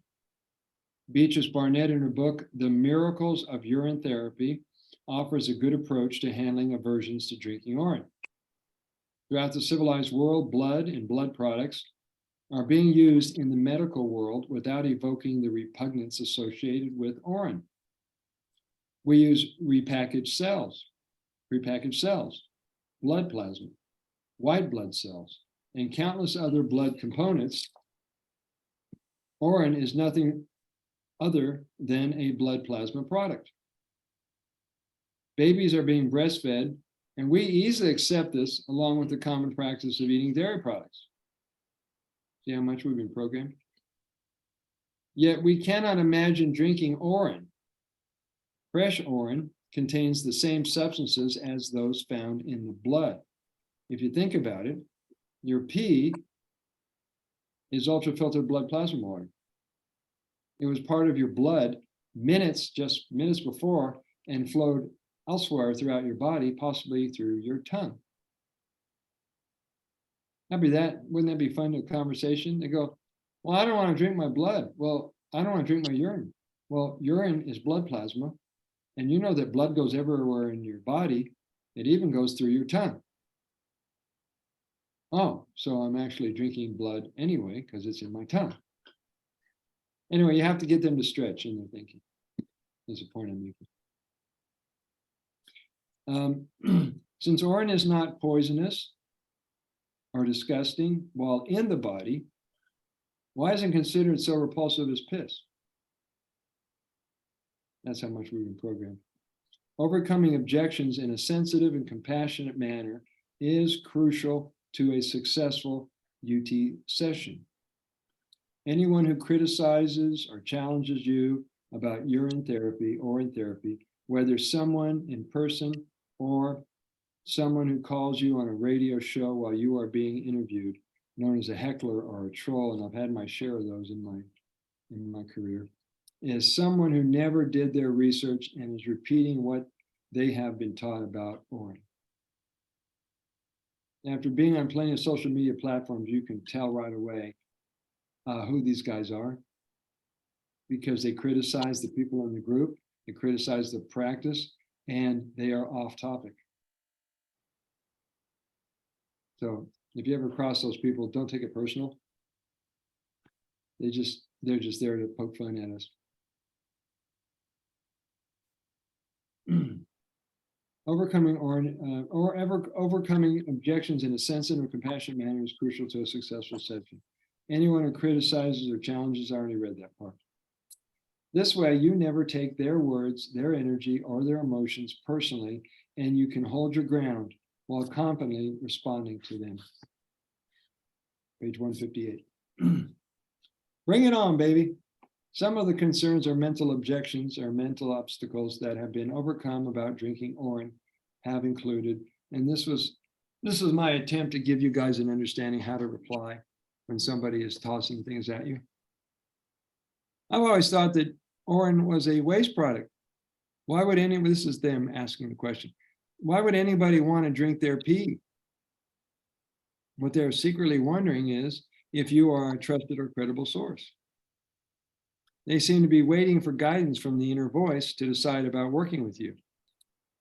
These are the pillars of health, I'll remind them, and well-being: mental, emotional, physical, and self-love. It is to your advantage, dear readers, to take this teaching to heart and design a personal daily program to practices for you first, before you start suggesting it to other people. Because you got to be a product of the product. For people really get it, you have to walk the talk, which you're doing. So that's kudos for you. After being a product of discipline, you will know how to assist your clients in finding their way. Number one, what will they, my parents, siblings, children, or partner think of me if I become a pee drinker? And some people have that unconscious thought going on. What if they found out that I do this in my bedroom or I do it in my house? And I've discovered one time my mom, she found a jar of my HP, and I just received a text message. I wasn't even home at the time. She's like, that jar in your room better not be what I think it is. And then I just never replied, and then she never asked me about it again. Okay. And why did you hold back from telling her? I was living with her at the time, and I just didn't want to compromise that situation any more than it already was. Otherwise, I probably would have just spilled the beans, but I'll probably end up telling her sooner or later. Yeah, tell her while she's alive. Had I known, I could have saved my family. My whole family passed away except for my brother. My wife passed away. All these people passed away. They didn't know about this. So that's up to you whether you want to share that or not. Remind the client that what they think about themselves matters most. What others think about you is none of your business. Your work will include acknowledging and giving them recognition, empowering them and reminding them the truth about themselves. See, even people on the spiritual path get hung up on people judging and criticizing them, and they want to give them a hard time and they want to engage with these people. Your best bet is to not take it personal and recognize that people are either saying, I love you, or I'm scared, help me to find my way back to love again. So when you run across narcissists and control freaks and people that are pushing at you, criticizing you, judging you, don't take it personal. And I know a lot of people, it doesn't matter what age you are. If you're still following that program, you're going to get setting yourself up for suffering and difficulty. So you got to be careful of that. It'll trip you up. I'm going to feel embarrassed. Your work will be including, okay. Here's another thing from them. I'll feel embarrassed and think about others are criticizing me. Again, give the client the reassurance that they are okay right here, right now, just where they are. Are you insane, Hunter? Are you in a cult? It's a trust issue. So you got, once again, give them reassurance. Is it safe? Is another concern they have. It's a trust issue. Give them reassurance.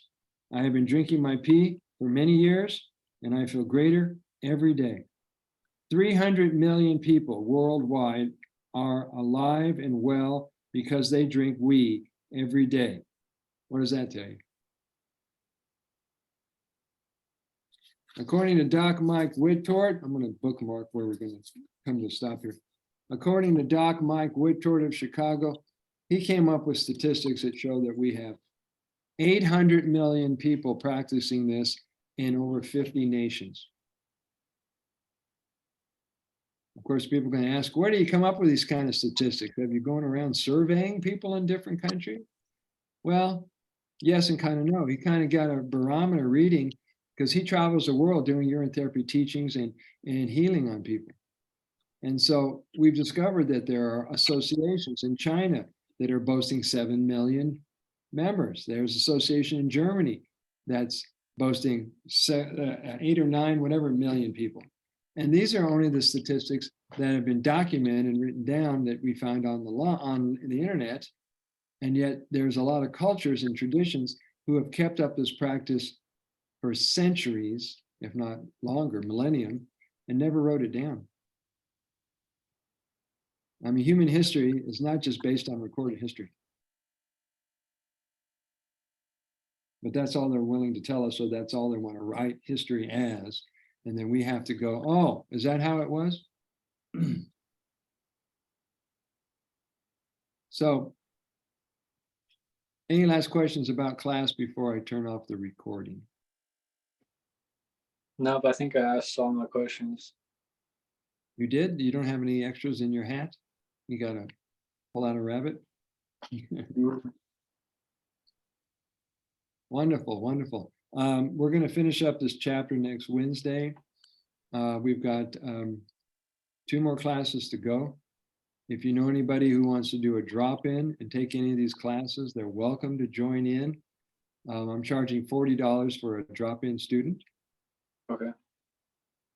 They can negotiate with me if they reach out personally. And then once this class is complete and you get your certification, I'll start looking at scheduling more for other people. Sounds good. All right. Yeah, I'm excited.